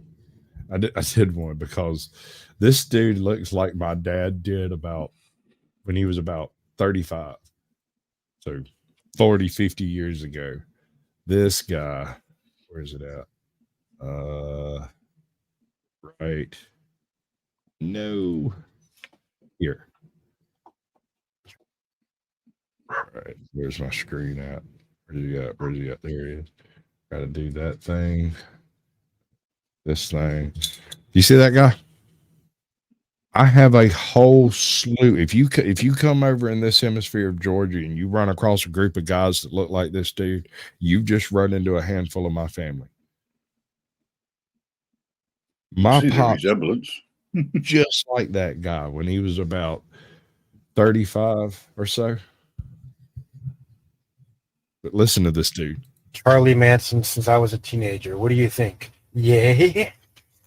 That was pretty good, bud. I like what you did there. That's nice. Charlie Manson since I was a teenager. What do you think? Yeah. I got Charlie Manson since I was a I said stop it. I said stop it. I said stopping it. This is what I like. Don't worry, babe. I love how far apart your eyes are. My boy. Oh, my boy's taking no prisoners. No prisoners today. Don't worry, babe. I love how I got Since I saw that. More than just him in handcuffs. Watch the dog. Good dog. Bad cop. Dinner time. Yeah. Right? Just like that. You're a bad person. Stop that. He's a bad person and you know it. You know, I just want to say this much. For as well trained as that dog is, if that human would have treated him right, he would have never bit him. That's all I'm throwing out there. I can prove you absolutely right. Watch this shit. More than just him in hand. When you see him move this dog forward and then set him down, notice how he picks him up completely off the ground. off the ground, yeah. By what? By what? His throat.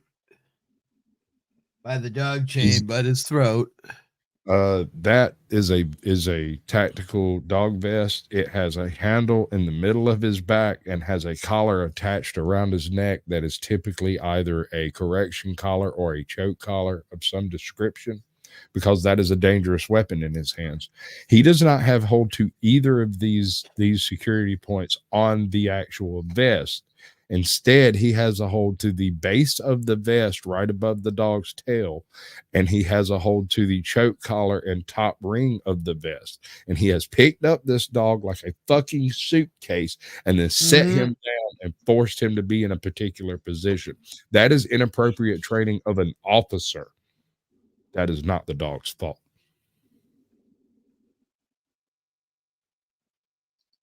Yeah, we played that over and over. The dog even bit him. Like it showed him how wrong it was to treat the dog. He bit him because dogs don't fucking typically, you know.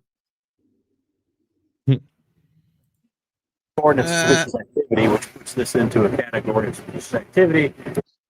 Let me guess. It's suspicion of recording, right? You suspect him of recording you doing something wrong. That ain't how it works, champ. That ain't gonna fly. One of the This I'm not I'm not even well, you're recording, sir. We're not doing that.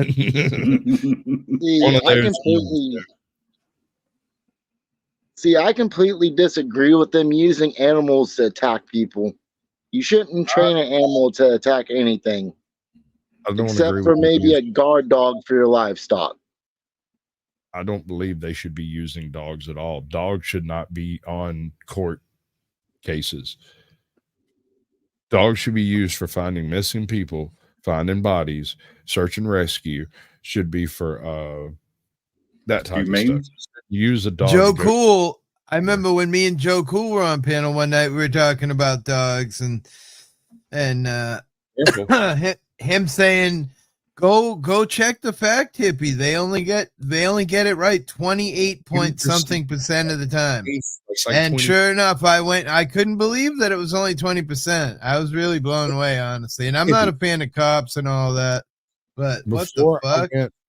Before I decided to become a carpenter, for a while there, we were training search and rescue dogs, and that turned into training some police dogs for some purposes. And I didn't realize that was what the change had become until like I saw one of my dogs somewhere being used by a cop, and I was like, wait, whoa, what's going on here? Pops was like, yeah, well, if they buy the dog, it's their dog. We just train them to do whatever they want them to do. I said, well, I'm not gonna no. He's like, well, I don't want to train cops. And what will happen is they will learn these signals that I use to train them to trigger so that I don't have to actually have cocaine. See, right. Here's the thing. If dogs were actually trained properly and not misused, I'm betting it'd be like 90-some%, and they'd be able to hit on things based on weight because of the amount of smell it's giving off. Now, if you were to have a police dog and you just walk it through a mall, if that police dog was trained to hit on all drugs, it'd be going to every purse and wallet in that mall. Money. Just based on the money. Yeah, all the people that snorted cocaine on that bill, or oxy or fentanyl or whatever it was. That's what I'm saying. Yeah. If the dogs weren't ever misused and they were trained right, they would only hit on things when it hit a certain weight because it gave off a strong enough smell. But you are asking some of the most insecure people in our entire society to act honorably. Oh yeah, it's not going to happen. I'm just throwing that fact out there that if they didn't misuse those dogs and didn't tell them to falsely hit on stuff just to violate people's Fourth Amendments, that dog would work perfectly 99% of the time. That's why I was so blown away because, sorry, Cajun. I was just saying, in a laboratory environment, when you're setting up training for this stuff, they'll have an 80 to 90% success rate at what they're doing once they understand what it is they're doing. Once you get them fully trained, 97 to 99 is not unheard of, but that is in a closed course laboratory style environment. There might be a little bit of a good way. I don't know. In the real world, you're going to lose some level of veracity. Oh, did she? Yeah. I don't know. I disagree with them being used to attack people completely. You know, Agreed. only time an animal should attack someone is out of self defense or defending another person. You know, almost one. 100% of snake bites happen when people are fucking with snakes.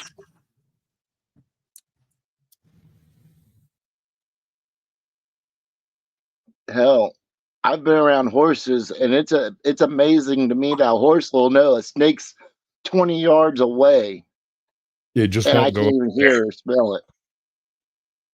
You ever had one do that sidestep and shit around an area? Yeah, because it Right. knows something's there. I'm riding along. And suddenly the horse does that little half rear shit where he kind of hops up with his front paws. He's like, huh, And I was like, whoa. And instead of going forward, every time I tried to push him forward, he would walk sideways and just walk all the way around this little rock and then stopped and stomped like in that general direction and turned and started walking away. The very next group of horses that come around that corner ran up on a snake that I never saw.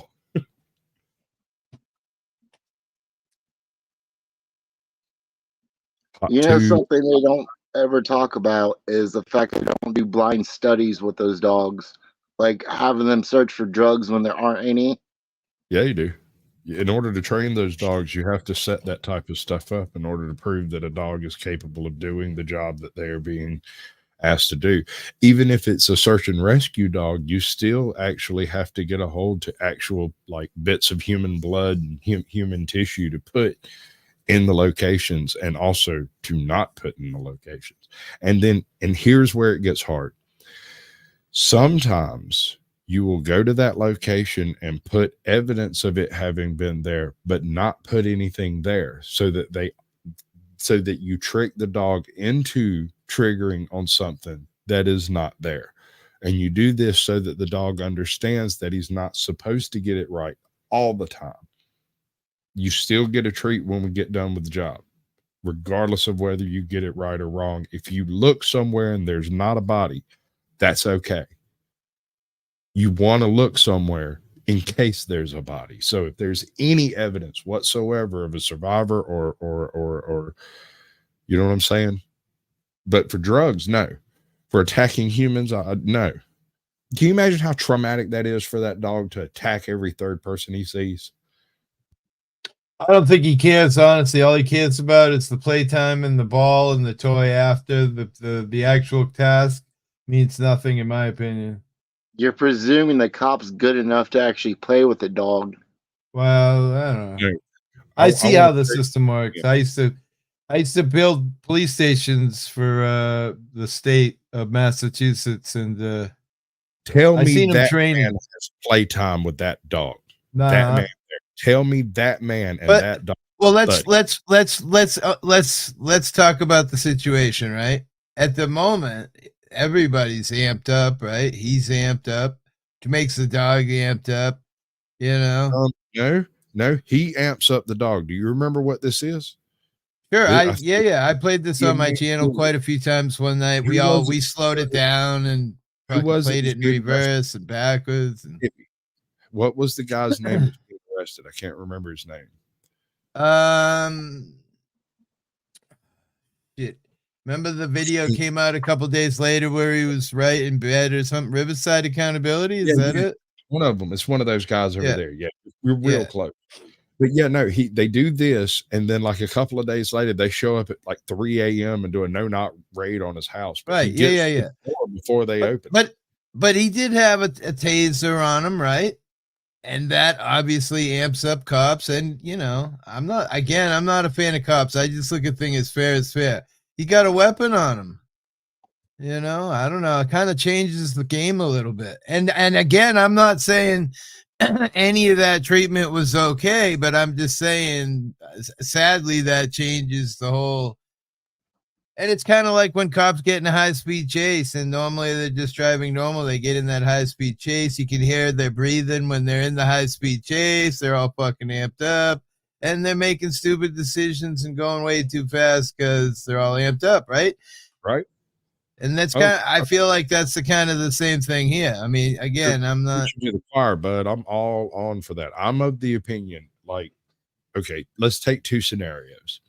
You have a convenience store robbery. In one convenience store robbery, you had a couple of guys with guns run in, they shoot the joint up, they jump in their car and leave, and they're randomly firing off gunshots out the window. In the other scenario, a guy walks into a convenience store, says he has a gun, and then gets away mostly scot-free, but the cops fall in behind him at exactly the same time, right? These two scenarios are very different. Yep. We have witnessed gunfire, gun use, and actual violence from one vehicle. The other vehicle has threatened violence, but has not demonstrated the capability of doing said violence. Could be the difference between state charges and federal. If you go into a bank and you pull off a heist without a gun showing, that's the difference between a state and a federal crime. But do you know what difference it makes to the cops that get behind them? Nothing. Right. Not a fucking thing. Whether you were performing a violent crime or a non-violent crime does not equate on his officer safety claim. Now, what is going on so that you have to lock down every single citizen you see with a camera for officer safety, but you can drive 145 miles an hour after a guy stole some money with a fucking Snickers bar? The video yesterday that I played, that was Rogue Nation's video, where the guy's in Montana and the two cops pull him over, and the one cop jumps out with a high-powered rifle. The other cop pulls out a handgun. You know, they're yelling, "Get out of the car." He's like, "For what?" And, you know, they won't give him a reason. And they're just saying, "Get out." He's like, "You just want to kill me. I'm not fucking getting out of the car. I don't feel safe." I'm thinking to myself, man, I don't blame the guy. I wouldn't be quick to jump out of the fucking car either. Not telling me why. I'm a strong believer in doing what the nice officer tells you to do.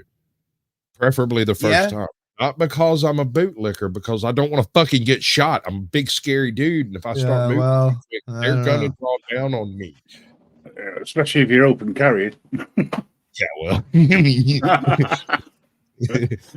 That's also in the equation. Yeah. I think the thing is that officers put officer safety first. Yeah. Not people's until safety. They get excited. Well, then everything goes out the window, doesn't it? Yeah. Suddenly safety doesn't matter at all. Your safety, his safety, their safety, the victim's safety, the suspect's safety. It's like when they use a dog, they get the dog all riled up. That's the problem. That shooting, I forget where it was, where the guy was in this blue station wagon thing, and they shot like 90 times at him, like through the neighborhood, and it's like, they had no fucking care about anybody in the fucking neighborhood. When the guy drove into the sidewalk and got a flat tire and then was in a field, they were shooting in every fucking direction. Weren't even taking into account where they were. But, Have you ever seen the Stormtrooper cops? Check this shit out. It doesn't sound familiar. I probably have, but just don't remember. Let's see. All right. So a few years ago, there was a guy who called in like a bomb threat to someplace, and they traced it back to his cell phone, which was in a like a caravan RV, like right around the corner. And so they were going to try to sneak up on the RV, but the guy in the RV saw him coming. He cranks up his RV, drives off, and they do on a little low speed chase through the streets of Chicago for a little ways. And then he runs up on a curb and blows a tire, and the RV is stuck. And if I'm not mistaken, a cop drops his gun, it goes off, and every cop in 4 blocks starts shooting at that RV. And that must be the same video I'm thinking of. It's a blue like thing, right? Yeah. Get him out of the RV. They have cut not a single hair on this man. He was cut. He has blood coming out of his arm, but it's from a piece of glass that he rolled over on trying to get out the door. Yeah, but how does it make any sense? There was 135 shots that you can count in that one freaking But in I thought counting. it said 90, so someone's probably recounted because that I remember watching that back when it happened. I think it was Chicago. That's Can't what I was remember. thinking too. Yeah, Chicago. I'm almost certain. I it was remember Chicago. teasing Joe Cool about it. Like, what the fuck, Joe? Those cops out there, they don't fuck around, huh? And Or you it might have know, been removed from YouTube. I remember hanging out with Joe in a live one day, and there was fire police going by, and he went running out down the street, and the guy who got shot right on the corner, right while we were live, 16 fucking cones. 16 cones were laying down the street, and Joe asked, hey, just talking to the cop, he said, oh, I obviously know, but can you tell us what the cones are? He said, yeah, those are casings. And the cop said the body's laying inside the building there. They blew him through the window. And, he was dead. Crazy. I can't find it. But then again, with YouTube's new terms of service about what violence actually is, it may have been. No. One of the most recent. When? Go ahead, hippie. Sorry. No, you're good, brother. One of the most recent videos I can think of happened last year where there's a guy going around shooting everywhere, and the cops hid in the building. So a civilian took the guy out, and then the cops shot the civilian. Yes. And That's he one even of my had biggest fears. He even came out right with his gun, like, and put it down or something, and then they fucking shot him. That is after they hid in the building for hours. Right. I wouldn't blame him. I wouldn't want to come fucking charging out either, even if you are the good guy. Like, Breaking the Flaw and I were hanging out. I don't know if you know Breaking the Flaw, 30,000 subscriber channel, whatever. We were in Hyannis together one night, and a guy pulled a knife on him. And he fucking got into a beef with the guy, and the guy left. And the guy, the store owner's like, call the cops. Like, fuck that. Why am I calling the cops? So they could shoot me because they think I'm the guy who's the guy with the knife that the call came through? No fucking thank you. Fuck the cops. And we left, and I was kind of like blown away because I felt like he should have called the cops too. And, I hate cops, but maybe the guy needs some help. He obviously had some kind of mental issue. Hippie, how are the cops going to help him? That's true. I mean, that's what occasion. That's my favorite topic on my show is that there's no mental health for people anymore. If you're a family and you have a child that's got a problem mentally, if you ain't got great insurance, you ain't getting any help. That's why all these kids, they're killing fucking other kids in schools and shit because people can't get help. We were fucking starving before the C word. I won't say it. The Corona-19, you know? And now we're just fucking murdered. We lost a lot of really good officers during that whole fiasco because a lot of the older officers refused to take the vaccine. And so they were offered early retirement and they took it. Yeah. I was talking on the news on my show. I don't know if it was last night or maybe the night before, but I see it's on the rise again. Talking about mandatory mask things and this and that. Dude. You hang that. It ain't happening. That shit ain't happening. I don't give a fuck if you stack bodies like cordwood in the goddamn street. These motherfuckers around here ain't putting a mask on. They won't do it. I see it. I seen it in the news. I put it up on the screen and everything. It was around 2:00 in the morning. And I'm like, yeah, let's see what's in the news tonight. So, maybe if we get to see people stacked in the bodies stacked in the street like cordwood, maybe they would stop. I have to tell you about the story out here. Like it was, I don't even know if it's still mandatory in some federal buildings here, but we took my granddaughter to the doctor maybe a year ago. And so there's these masks at the door and I go walking right by him. I don't think anything. I hardly ever leave my house, And the lady's like, oh, whoa, you got to put a mask on. What's wrong with you? I'm like, I turn around and look at my granddaughter. My granddaughter goes, no. because she knows what I was gonna say. I was gonna start standing up for myself. Like, what do you mean, put a fucking mask on? There's no mandatory mask order. You know, that might be a preference, but I had to put a mask on real quick before my granddaughter kicked my ass. Yeah. All I I'm don't know. saying, all I'm gonna say is there's no way anyone's giving me a shot unless if they're handing me a couple briefcases full of cash. That's your Yeah, I choice. had mine, so I'm just gonna say that. I'll wait and see how all the other people have taken that shot for that Yeah, I'm vaccine still do after alive. 20 years. Then I might take it. Yeah, well, I didn't have 20 years left anyway, so what does it matter? I mean, I'm in my not a fan. mid-30s. I can wait a little bit. I'm not a fan of it, but I was kind of pressured into it in a way, you know. It's your choice, bud. However you want to do it, you do you. Yeah. That's what I support. I don't care which way you go with it, how you come down on it, or what decision No, you make. I was the same way. You know, you remember me and Dennis and X, we used to talk the shit out of COVID back in the day, you know. I made a choice to get my vaccine for a reason. You know, everybody's got their reason why they do or don't do it. I don't ever condone anybody for any decision. Gay, straight, black, white, purple, pink. You do you, I do me, and we're a happier world, you know? You know what I The did? problem I had with all that was the number of quote unquote purebloods that came out of the woodwork. And there was a lot of division as a result. I agree. Remember the tubes? Now it's over with. You know, people are starting to learn a little bit more about the subject. Yeah. So it's, I think we just found. I just think we found a new subject to fight about and be separated. That's what I think happened. Yeah, totally agree with you. I think it's all science behind it. I think it was all about being able to identify which side of that little invisible line you stand on by looking at someone. You can look at a person wearing a mask and you know exactly how they vote, exactly how they think, and exactly where they get their from.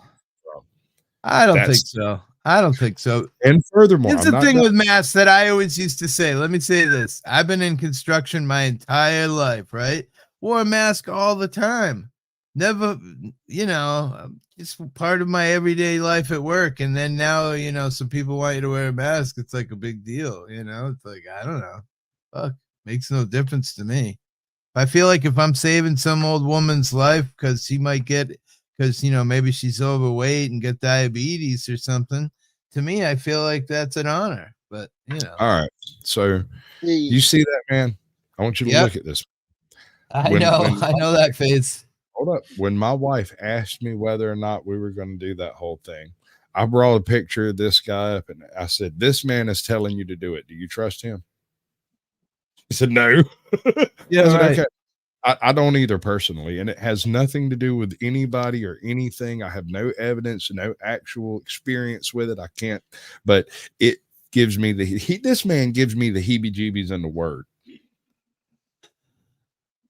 Yeah. What's up, John? I mean, listen, I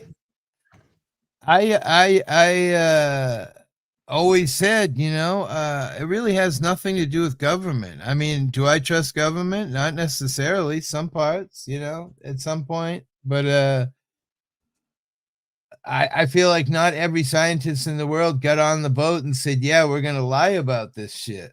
That's what I believed, you know? Oh, you don't have to have every single scientist in the world get on the boat and say we're going to lie about it. You just need control of the social media and the newspapers and the TV.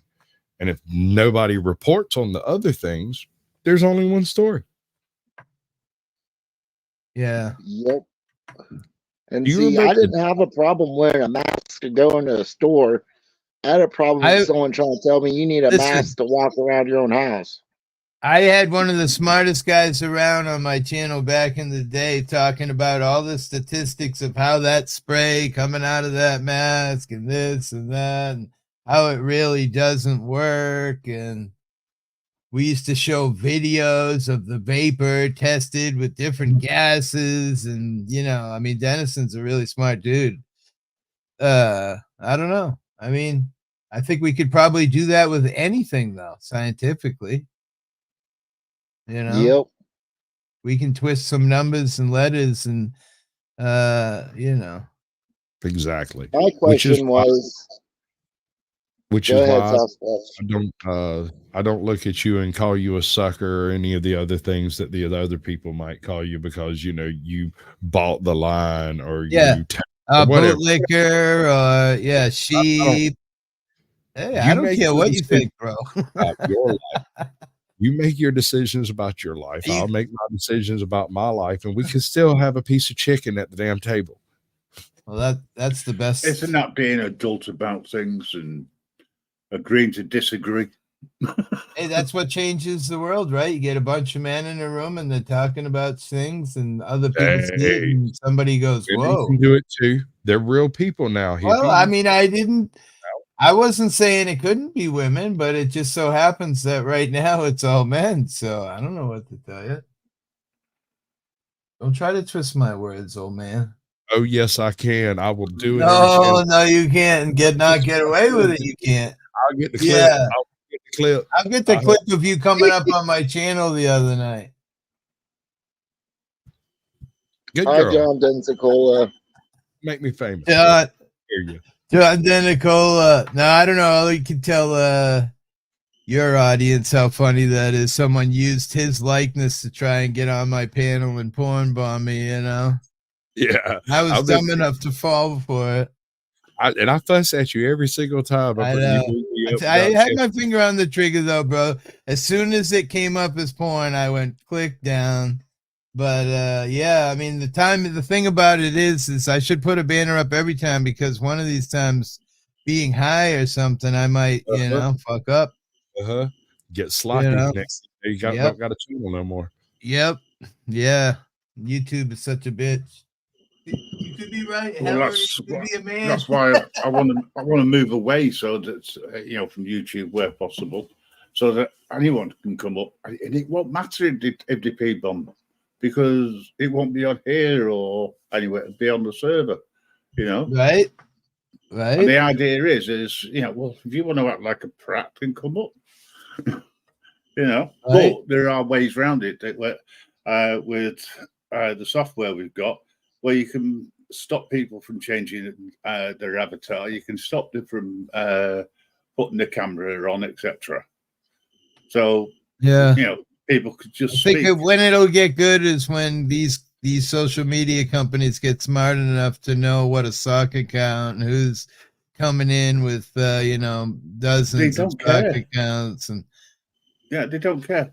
You can lose your channel as the creator of the channel just because you let somebody up accidentally and they P-bombed you. Right. And it goes down. It's happened to quite a few people.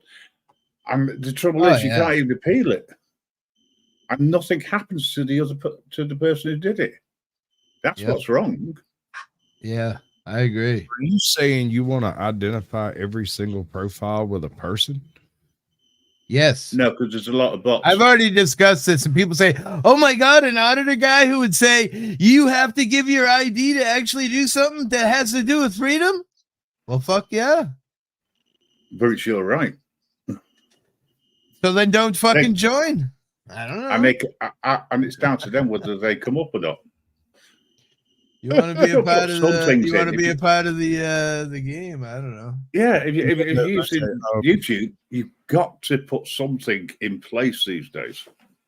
All right, you two are on opposite sides of a very particular coin, but I come from a slightly different background. I come from exactly that genre of people you do not want to have 150 accounts. And I had them. I had them all. I had them and then some. And but you grew up. You grew up. You said you grew up. I guess so. Maybe, but I can't expect everybody to grow up, and there are far more children than there are old wise men. Unfortunately. Well, I think you still have all those accounts. That's why I have so many subs now. Danny says it's not a problem if you have the ID. I agree. I'm sorry for that. What about illegal immigrants? They can't get IDs, can they? How would they They get them here in my state like nothing. Yeah, come on in. Yeah, Join the they fucking hand them out. family. Shake hands. Take my wallet. Fucking have a place to stay for free on our military base. Let us send you some food. You need a job? You want a license? Yeah, we'll give it all to you. Come on down. You're the next contestant. Yeah, we'll put you in front of other people who've been waiting for housing. See, even John Dennicola's agreeing. Yes, they can. If John Denicola is agreeing, I know. It's getting scary if that's happening. No, it's been scary for a while. It's becoming terrifying. It is becoming terrifying. I was on a panel yesterday, and the subject of illegal immigrants, well, the way it was put was illegal aliens, and it can come across as being slightly racist, depending on how it's put. But all they're trying to do is to protect what little services people have, and to stop the illegal aliens from jumping the queue and just getting handouts just because they land on Earth. I saw a news clip, man, and there was like 200,000 people marching through the fucking mountains towards America right now. Like, people in other countries are starving to death, man. I get it. You know that my son actually knows a guy who walked across the desert, went through the mountains, and blah blah blah from Brazil, and he's a really nice kid. What's up, baby? Welcome in. I ain't seen you in a minute. Welcome back. Oi, oi. But yeah, I mean, people go through some crazy shit to get here. And the thing is, I'm okay with immigrants because I'm sure Caucasian would agree. The country's built on immigrants, right? Absolutely. I mean, you're probably different than me, and I'm different than, smoking. And of course, we're all different than Grim Reaper because he's Grim Reaper. But, I have a unique experience, and it's an anecdotal experience with a Lithuanian or possibly Estonian immigrant who spent 15 years before she came here learning to speak English so that when she came here, she would be able to take the citizenship test. She studied for years and years and years.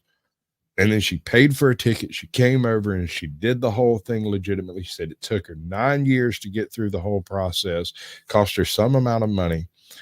But this is the thing that none of these other people will ever experience, is the experience of standing there and being able to say that I am an American.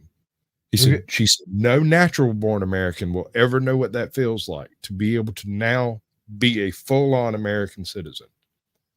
And she's right. Salty says these folks have money flying in from over 135 countries. I like John Denicola's comment. They've been going to churches and claiming sanctuary of the church, and the church is getting them papers. Yeah, see? That's what happened in my state. We're like the super, and I'm sure not all of these people are bad, but the sad part of it is I feel like I'm okay with immigrants, but it should all be done the right way. And unfortunately, right. That's my only opinion, is this lovely old lady who spent half of her life preparing. She hadn't even attempted. She never wrote State Department, nothing. She just prepped in her own personal time and then came over and made her best effort. Today, she operates a hotel in freaking Savannah and owns the damn thing.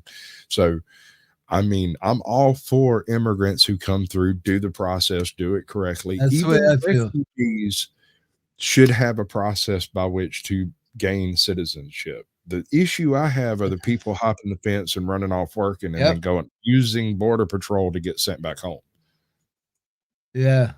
Bringing stuff in along the way, maybe because their family, sadly is being threatened or whatever. So any number of reasons. It's all bad down there. Hippie, what if I told you that you're going to America and I'm going to pay your way, and I hand you a box and say, you have to take this box to America and not look in it.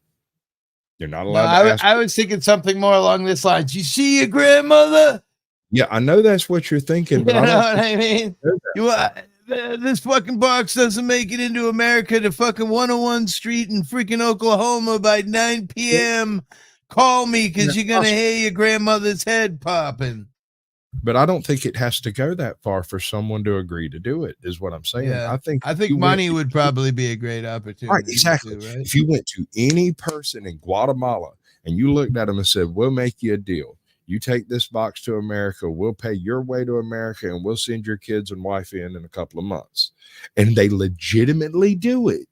When these people get to America, they call their family and go, hey, homie over here sent all of us to America. We're here. We're safe. Everything's good. Go deal with that one dude. He'll get you in here. That's Leafy.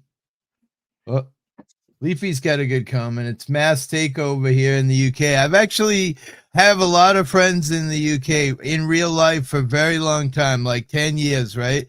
And they told me about a video on YouTube that I went and looked at, and I watched it. I was horrified. And what it was a specific, I guess you can't say race, but a specific type of person saying we're going to breed you out of existence.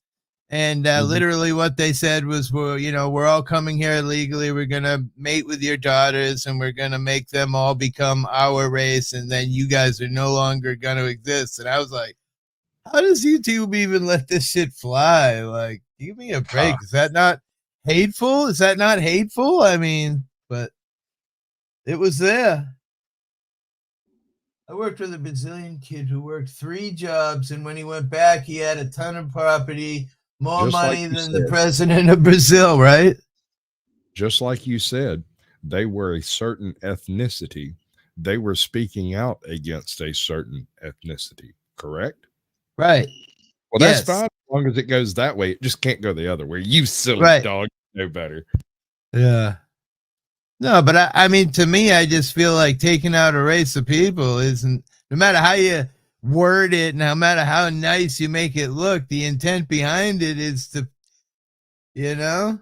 But it's not racist because you can't be racist to power. According well, to I get that. People would always say, technically, I'm trying to think of the real word, isn't race, right? I don't know.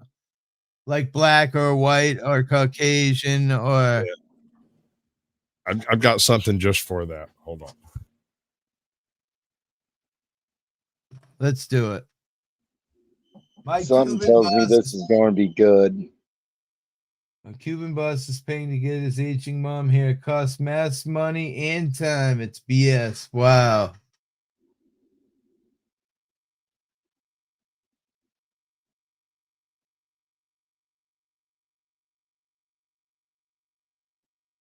See, I think anyone should be able to go anywhere they want as long as they learn their culture and are willing not to try to destroy the country they go to. And I'm not.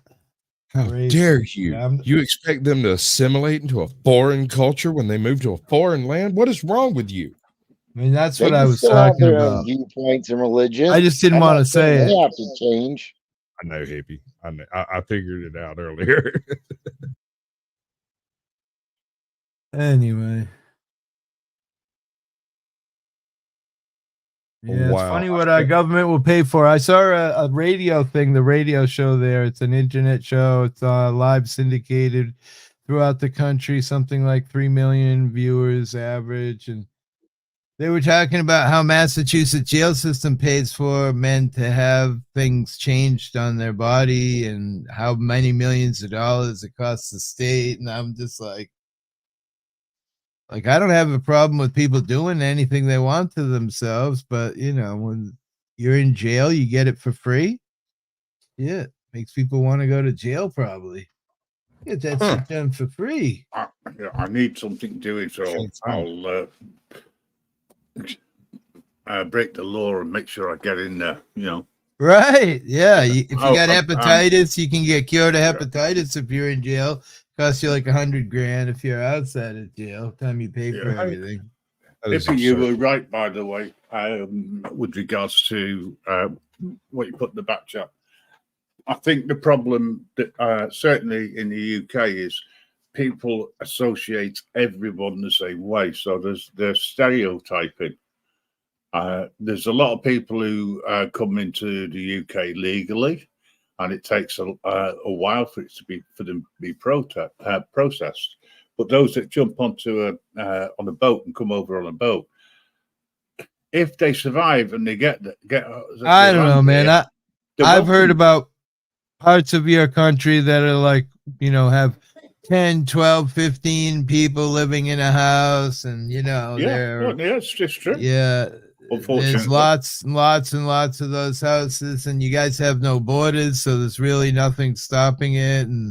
But hey, I'm not like I'm trying to insult your country or the Queen or you or anything. I'm just, well, you can insult the Queen as much as you like, and Charles. But in order for us to deal with immigrants, our wonderful Prime Minister turned around and said that he's going to arrange for them to go to Rwanda, until the courts turned around and said you can't do that because it's against human rights. Right? So he turned around and said, right, well, that's simple. We'll change the law so we can. And that's what they're doing at the moment. They're looking at a way of altering the human rights and that we have over here, so that they can do what the hell they like. And basically, they're going to give the police powers to walk into your house as well. Yeah. So, at the end of the day, there is a problem. I don't say there isn't a problem, but the government react. They're not proactive in it. They're not looking at we could solve the problem. We could say by America that these fences don't work, what's the real savings, right? I mean, you can't stop it. It is what it is. So I guess the best you can do is try to stay ahead of it and keep it under control, right? Because with us, I think it probably causes us more harm. They get more secretive, and they fly and shit with drones, and they're digging caves underground, and they're smart, getting more and more smart. They make 2 truck ramps that drive up to the fence, and they drive right over the fucking thing. People are falling off and getting hurt, which makes us responsible. I mean, the list is just stupid long, so that's really not the answer either. No, agreed. I'm building a wall, and the worst part about good. I mean, that's what Trump wants to do, doesn't it? He wants to build I know. A wall. Yeah. And I feel like the worst part about the wall is it makes people walk further, It worked for Israel. Did it? I don't really know about this. Many, many moons, there was a single chain link fence that separated parts of Gaza from Israel, and no one crossed it because there are a bunch of guys with guns that would shoot you if you tried. Leafy says this is planned to fuck up the original UK citizens. Yeah, I think it's just kind of the beginning of the New World Order. Instead of any borders, we will They're be. Saying, I am the captain. Oh, yeah. I am the captain now. I am the captain. We're all going to become like here. I feel like there's no more middle class. Now you're either rich or poor. It's like, How about that? Change the whole way things used to be.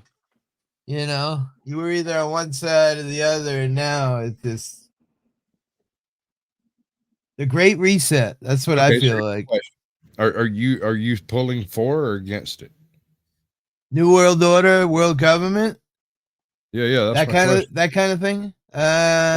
Or against? I feel like government isn't the answer, right? I mean, because we're all human, and no matter how many humans you put in charge of things, we're all fucked in the head in different ways, right? Add all that together, and it just equals a whole bunch of fucked up, and it's just not going to work. And there's I don't disagree with anything in particular you said there, but I did make this entire freaking video, so let's watch it. Damn it! Okay.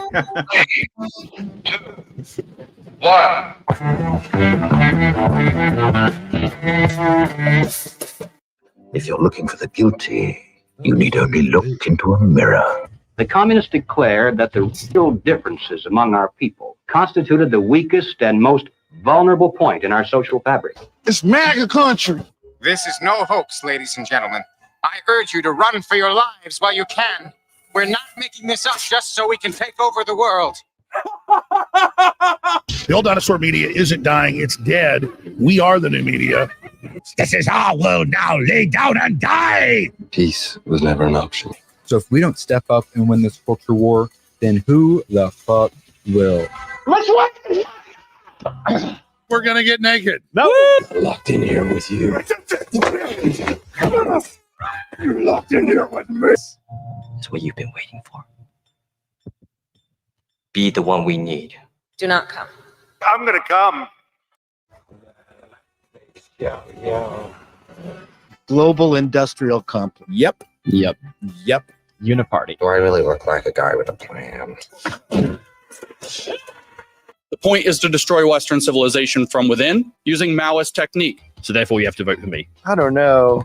This is probably the dumbest thing I've ever heard. Woke is Marxism, evolved to attack the West.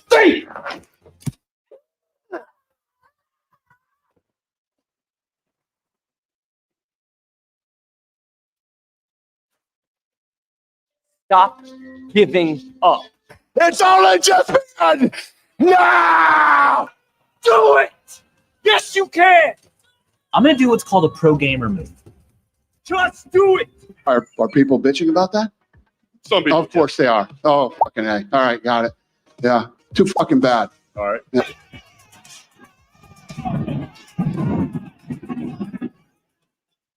Any far left conspiracies, to be honest with you.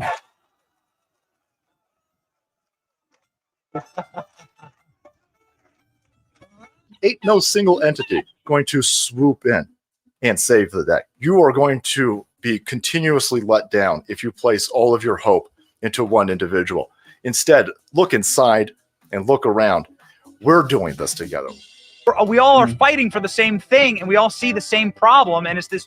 It's time to stop being an NPC, get off your ass, and join the meme war. Shame! Shame! No, I don't like you. Shame! If we were in the wild, I would attack you. I'm sick of it, man. I'm fucking sick of it. I will not do it again. Thank you. I wonder how many people feel exactly the same way. Yeah. Be the beating drum at the head of the growing creative cavalry charge. Be vocal and profound in your passion for projects you enjoy. No more excuses. I've seen it. I can't even compute all of it. It's so fantastical. You've not seen nothing. You ain't heard nothing. You ain't smelled nothing like this. I don't have words to tell you. A new world order. We are in the beginning of a mass extinction. Some of you may die, but it's a sacrifice I am willing to make. Hey, wait a minute. Now keep in mind, Operation Human Shield will suffer heavy loss. You control population, you destroy the family, and then you you sow division. I mean, this is. You don't need a destination when you're running on an omnidirectional treadmill. We don't have enough time. There's too much CO2. Are we ready for a new world order? You'll never defeat the human spirit. You'll never defeat God. You'll never win. Pray that he is watching. Against all the evil that hell can conjure, all the wickedness that mankind can produce, we will send unto them only you.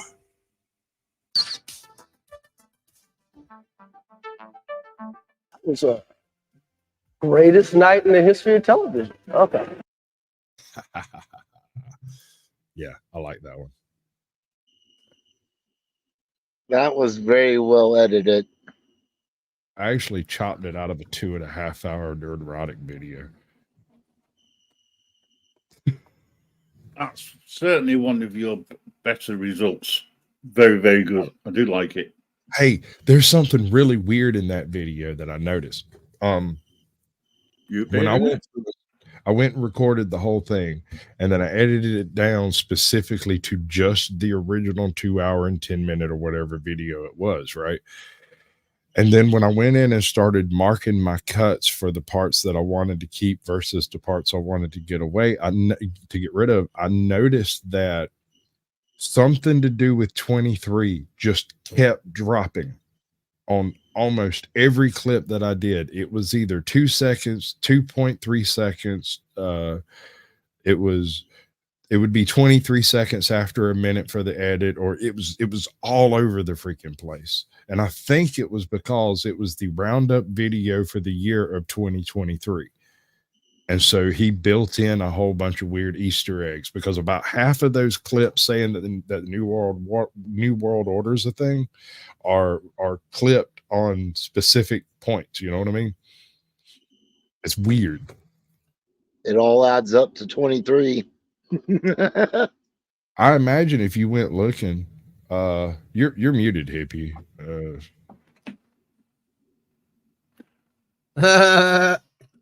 I thought I saw your mouth move a second ago, and I was like, wait, is he talking? I don't know. I can't tell.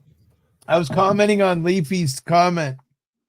She said, let's make money and become a TikTok twat. So I copied what she said, and then I put my ending on there.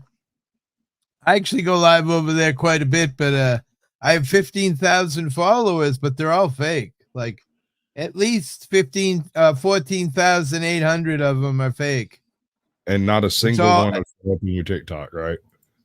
Yeah, I get about the same views I get over here on YouTube, honestly. I got a guy over here wanting me to become a Twitch thought with him. Like do a workout channel, start workout streams in the morning or whatever. Yeah, but I heard Twitch is dying, not only watcher wise, but also technologically wise. They're falling he doesn't want behind. to do it on Twitch. He wants to do it on YouTube. He just wants to use the Twitch format of the guys and hairy guys and leotards. You should try Kick. Dude, Kick is insane. Have you ever messed around with Kick? I have. It's a bit harder to go live with. I have a channel set up over there and stuff. It's a bit difficult to go live because every time you go live, you got to copyright the STMP and the blah, blah, blah. You got to post it in, and it's a bit of a pain in the ass. But let me tell you, over there, bro, you go in a channel, there's 15,000 people in there. The channel's going fucking 9,000 miles an hour. I mean, you couldn't read anything if your life depended on it, you know? It's not uncommon every time I go live to see people live with 10, 15,000 people in their chat. A lot more people over there than any other platform that I go. I do Rumble a lot. Sometimes Rumble, I get quite a few people. People don't really chat. We always kid around whether some of them are real or not because nobody's really talking. Right. I kind of feel like that about a bunch of different places that typically you would assume are doing legitimate work. Like for instance, recently, I left a Google review about something that I did, and I left an honest review on it. And I got an email today telling me that congratulations, it had reached 50 views, and it was 80% better than most of results on the platform. And I was like, that can't possibly be right. 50 views ain't nothing. You know what I mean? Like if somebody goes to search a saddle in the Southeast and they find my review of a saddle in the Southeast, what's the chances? I don't know. It seems, you know, it's funny because not recently, maybe a year ago, my son got me into reading reviews a lot. And I used to always think in my head, it's just people who, you know, rightfully or wrongly puts their own reviews in there to make themselves look cool. So I even go in. But over time, you start to learn a click of, you know, there's always going to be people that are going to complain. You can't get around that. It's kind of like us here on YouTube. Someone's always going to show up and not like your style and talk shit and say it's boring. But after a while, you start to learn and feel what, you know, you feel might be fake. And reviews, I think, are pretty amazing. So I've learned not very many people actually leave Google reviews. Yeah, that's what I was getting at. Is this platform supposedly has billions of users, but I'm in a high rank because I got 50 views? That doesn't seem legit. Yeah, because think about it. 10,000 people may go and look at something, and only 10 of those 10,000 people, Like it. 0.1%, will actually leave a Right. review. Yeah. I agree. It's kind of like shorts, right? You get 2,000 views, you get like 6 subscribers, right? And lose 3 of them before the next morning. Right. Yeah, exactly. Because they didn't really watch, and they only watched a quick, short chunk of your video, and they just subscribe because they thought it was cool, and they'll watch later, and then they go away.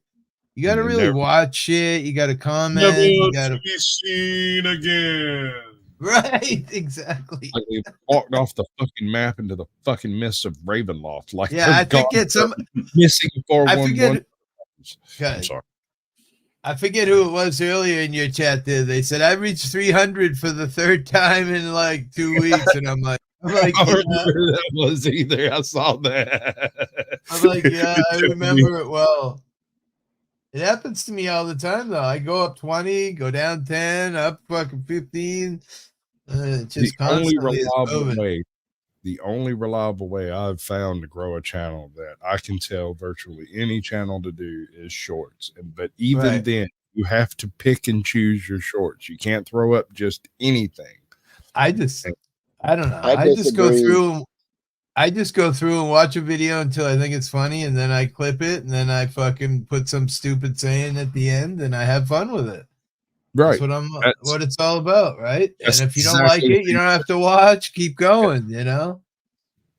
On the other hand, you've got people like Barbie Sasquatch over there, Emma, who just sometimes I have no idea what she's trying to do. Like she just edits some random bits of sounds and videos together, and I'm like, I hope that's some kind of test. I can tell you that there's a dozen AI out there right now that do a great job. One of my newest AIs came out of an AI that I dropped a whole video of an interview I did with an artist, and it pulled 5 shorts out of there. And that most recent one I did of the artist was completely 100%. I did nothing, and that short was made. And the way it clipped it was quite amazing. Did a great job. It added text to talk and pretty sick. That's cool. I forget the name of it. Voice is acceptable. That's the thing. I have issues with AI voices. Well, it's us talking. They just put the text on the. I'm Esteban Della Valle. He's a very prominent graffiti artist. He used to be a graffiti as a kid, and now he like travels around the world and does fucking crazy artwork. Okay, now I have 8,000 views today. Oh shit! Nice. What the hell? 2,000 views off? 2, 4, 6, 7, 8. Right at 8,000 views so far. Yeah, I decided to change kind of how, or let me rephrase that, why I do a short, right? So instead of shorts because ha ha ha, it's funny or whatever, I go through and find something that is suitable. And maybe I don't have an immediate smart ass remark. Well, you did cop stuff today, so that goes without saying. I seen something cop you did today. Cop one, I did a female rights activist one, and then the beans and the. I only saw the cop one. What was the best? The cop one, right? That one, well, yeah, it is, but it was also like 12 hours ago. It's got longer in the shoot, right? But this most recent one is the one that's performing the best. It's got 2,000 in the past like 45 minutes or so. I uploaded it right before I went live. Yeah, is that the look at me one? I think so. Yeah, it just popped up for the for your 3 things a day thing. Got some beans and bologna. That man I've not got to see it yet. My Oh second my one Lord. just fell out of the pipe. It has 50 views. First one did 2,000 something. The second one just slipped out of the hole and might have gone in the wrong hole and disappointed her, and she pulled out. I got one for that too. Got some beans and bologna.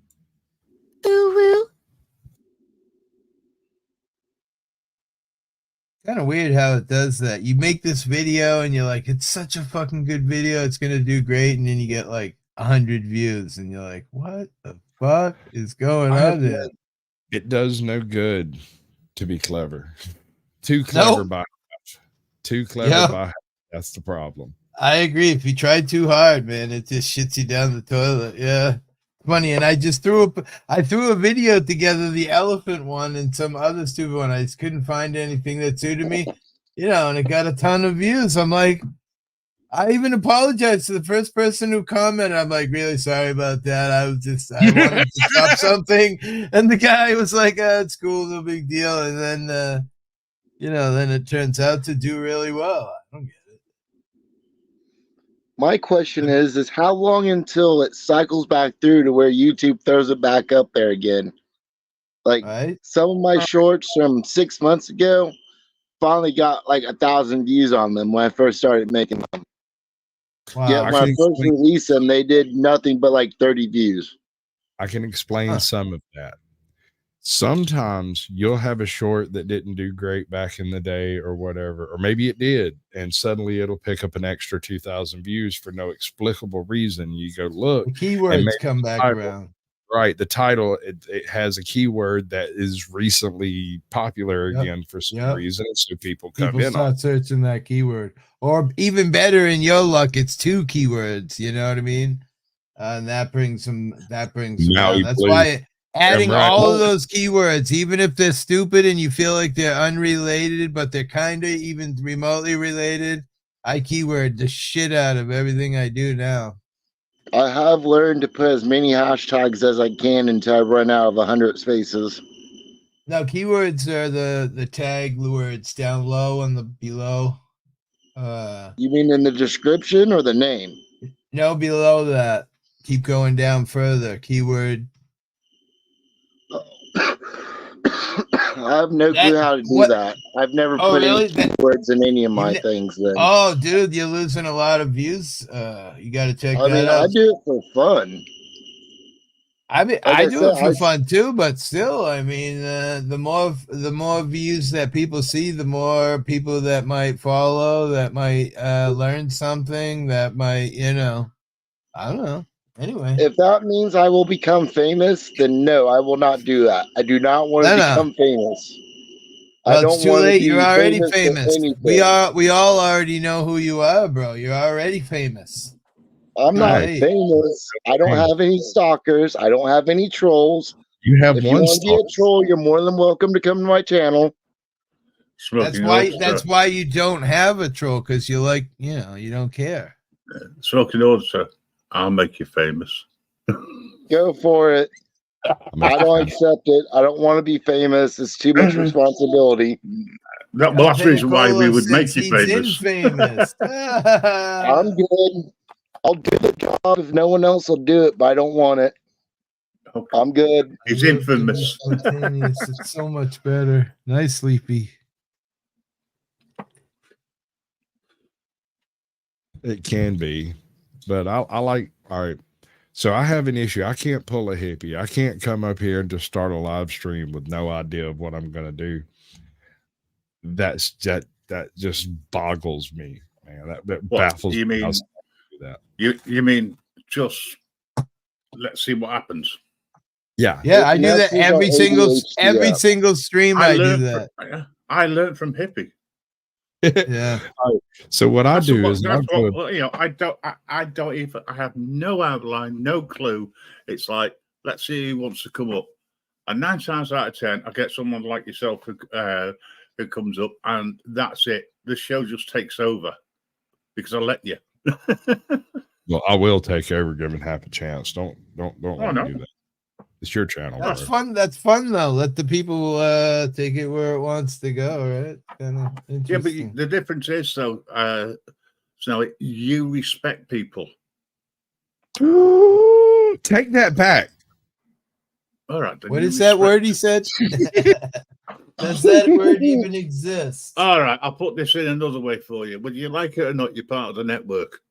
Right? Like Hippie is. Smoking auditor.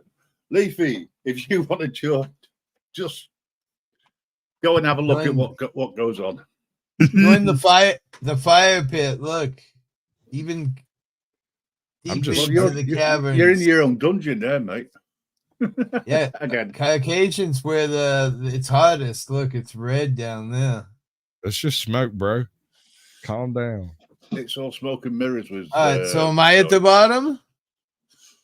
I don't know. Yeah, where close you're If I at. made it, if I achieved status, I made it to hell with a tattoo of Jesus on my chest. Yeah. Seems legit. You see, what happened was we looked at your shorts and we thought, actually, you belong here. Hell on earth. I've always said that Amazing Hippie and Reaper have permitted me to be live on their show, but not someone else. This permitted shit.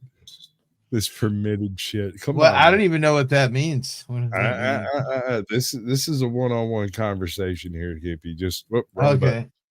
What did I do? What did I do now? Listen, if you want to be live on my show, you just got to show up and stay on panel. If you don't show up and stay on panel, or say immediately take me down off the panel, I would do so because I respect people. That's what he said. Yeah, that's the problem with the whole world, bro. I've said this a million times. No respect anymore. No such thing. None of good, no Yeah. respect. No. I blame the younger generation because it's not. It's true of the youngins. youngins. It's not actually their fault. It's the way that they've been brought up. Yep. And And they, who do they we just blame lose that on? The respect. government, because both parents have to work instead of a mom taking care of the kids and blah, blah, blah. You know what I mean? Hello. How you doing? Salutes, peace. I'm doing really good. Uh, Just wandered around. I saw an interesting conversation. I saw the Sasquatch, and it got me interested. I didn't even hear you come in. I was just scrolling through, getting rid of all the backstage leftover screens and stuff over there, and I was like, "Oh, there's somebody back there." How long have you been there? About 20 seconds. I must have that's saw a it long pop up time. or something. No, I Good timing. was born Time this way. travel shit. I do a lot of AI art. You said AI animations. Oh, I yeah. do a bunch. Yeah. I did a Right. stream today of 487. Cool. That's Nice. groovy. I love it. I have so much fun doing it. So let me explain how we fell into this. Now Hippie's the AI guy, but just give me a second. There's another creator over here who went and got a chat GPT to write him a script. I got the script. We did a vocalization of it. It's terrible. It's horrible. It's bad. And then me and Hippie got together and got some AI art to illustrate some of it. And we were working on trying to do the AI animation thing tonight, but we crapped out and ran out of tries or something. I don't know. It happens. Okay. Could I ask you a quick question about it? Sure. What program did you use for AI animation? We used a couple different programs. We were messing around with Mid Journey, then we were messing around with Moonvalley, and Right. then we were messing around with Kapwing as well. What is that? Kipling? Kapwing, yeah, Kapwing. It's kind of a weird name, but Wait, how do you pretty spell cool. it? K-A? Pwing, Kapwing. I'm going to save all three of these. Sure. Because I love it. So I never Yeah. heard this. I'm saved so all addicted to it. I have it open right now. I do this shit. It's like crack cocaine to me or something. I Same, just sit dude. I'll here be for on people's hours and stream. hours Yeah. and Same. type in I do words. Being AI art. Yeah. Right? I was playing with Like, Bing. this If is you some of mine Dolly, right is here. that Dolly I make 3? icons. That's I can do nice. stuff like this. Let me see. I'll bring up all of my art and show you. I've only been doing it for 2 days again. I had done it a long time ago, about 4 or 5 months ago. Bro, I'm and, nervous with a long tailed cat in a room full of rocking chairs. I'm fixing to end this fucking stream. quick. 3 hours in. What are you doing? It's not like you. This one. Yeah, I've been doing it for since December 16th. I have about 1,000 AI art saved on my computer. Watch this. Ready? I'm going to show you right now in 2 seconds, and then he can shut down. All right, here it is, yeah, brother. yeah, it'll go. Where's it at? Okay, I It got you. just came up. So I'll just scroll quickly through. This is in a couple of days, bro. Yeah. No, this is only like the last 72 hours or so. Yep, that's how I be. Same way. Oh, you got Trump on there? I got one with Trump and Biden in it somehow. I did a lot of the Bible. This one was kind of fun, that CNN and Fox News and shit. The all-seeing eye. Yeah. Oh, shit. I got one on that here. This one right here. Oh wow, that is wicked cool. Now, did you push it towards the eye and the pyramid and all that, or did I made it just for do a it guy top? on a different stream so he could use it as his icon. So I made it. So you prompted it to do that. It didn't, because we tend to try and be super basic and try not to push a reaction unless we're doing like a script or something. Wow, yeah, cool, bro. Do all my scripts. I use ChatGPT to make my filters, and then I add my own script after the filter. That's what I was trying to figure out. I kept Here, saying. so let me link it to you. Let me link my script in private chat real quick so you can save it. Okay. If you want this got style. to be a way for me to be able to take the AI prompt, the AI script that I have, for it to prompt into a better script, because all I have are these little bitty descriptions. So put it into ChatGPT and say, make it more complex with less words or the same amount of words, and it'll give you a better script. And tell it to make it in parentheses. That's easy. Awesome, bro. Yeah. That's simple, super easy. Yeah, and then if you have any problems with coding in Python, and you copy the error code and you put it back into Python, it'll give you a better script to run your program or whatever you're doing. I made a Python script to where I press one button on my computer. It opens up all my 6 to 5 favorite websites in my stream and opens up my stream right away. Hey, do me a favor. Oh my God. Put your channel link in the back in the private chat. Okay, let me find my channel link. Yeah, subscribe. I do open panels and gaming. I do YouTube. If you have any questions. YouTube. Yeah, let me pull up YouTube real quick. I'll link my channel. I did. You can check out my AI show. Someone with real brains, Caucasian. There you go, bro. I've been beating my head against this wall for like 2 months now. Well, three shows. So the thing I put in private chat first is my prompt, but you want to put parentheses in the front and the back of all that, and then you want to put your prompt in parentheses after. So that's the texture detail, and then after you want to put your prompt. Yeah. That's just one example. You could type into ChatGPT and get different results. Like, oh, I want anime style, or I want real. Give me the most intricate words you can with no filler words in the least amount of words you can to make a prompt for AI art to be very complex, and it'll give you one. And then you could keep altering it. Be like, oh, it's too long. Can you take out the filler words? And it'll do it. Or like, oh, we don't can you have make enough. it a little more simple? I have another channel called Scully's House of Thrillers, and he's figured out how to get ChatGPT to take a given script and to do it in a specific style. So, like, say, A Christmas Story by Tarantino. Yeah, that's what I do. Same thing. Yeah, I use ChatGPT to code stuff on my computer, and I could like make it speak out like a 2-3 paragraph sentence on how to fix the world and speak it through the chat. It's so funny. Like the AI voice. No shit. Yeah. I could run that through Python. Python's a coding script, and it could make Python coding scripts. You can do anything you want. I could say, hey, make a folder on my desktop, save it as this, and then run this folder to where every time I press it, it plays a certain paragraph that I want you to say. If someone makes a donation, I press one button, and now it gives off, hey, thanks for your donation. We appreciate it, but it's not necessary, and all that, blah, blah, blah. Oh, wow. I do that with editing. Yeah. What program is it that you use? What software? Python text to speech. I've never heard of it. That's why I asked. Yeah, We're in it's double Python. overtime, Scrappy. It's kind of like Java, but easier. Huh. And you just run chat GPT scripts with it. Like I'm trying to make my computer sound like Jarvis, but I can't figure it out yet. What From you Iron need Man? to do is get some somebody who can do a decent imitation of it to record your lines, and then you can just stick them in there. Yeah, you can. But I want to do it so it always can do it. Anything I type in will work.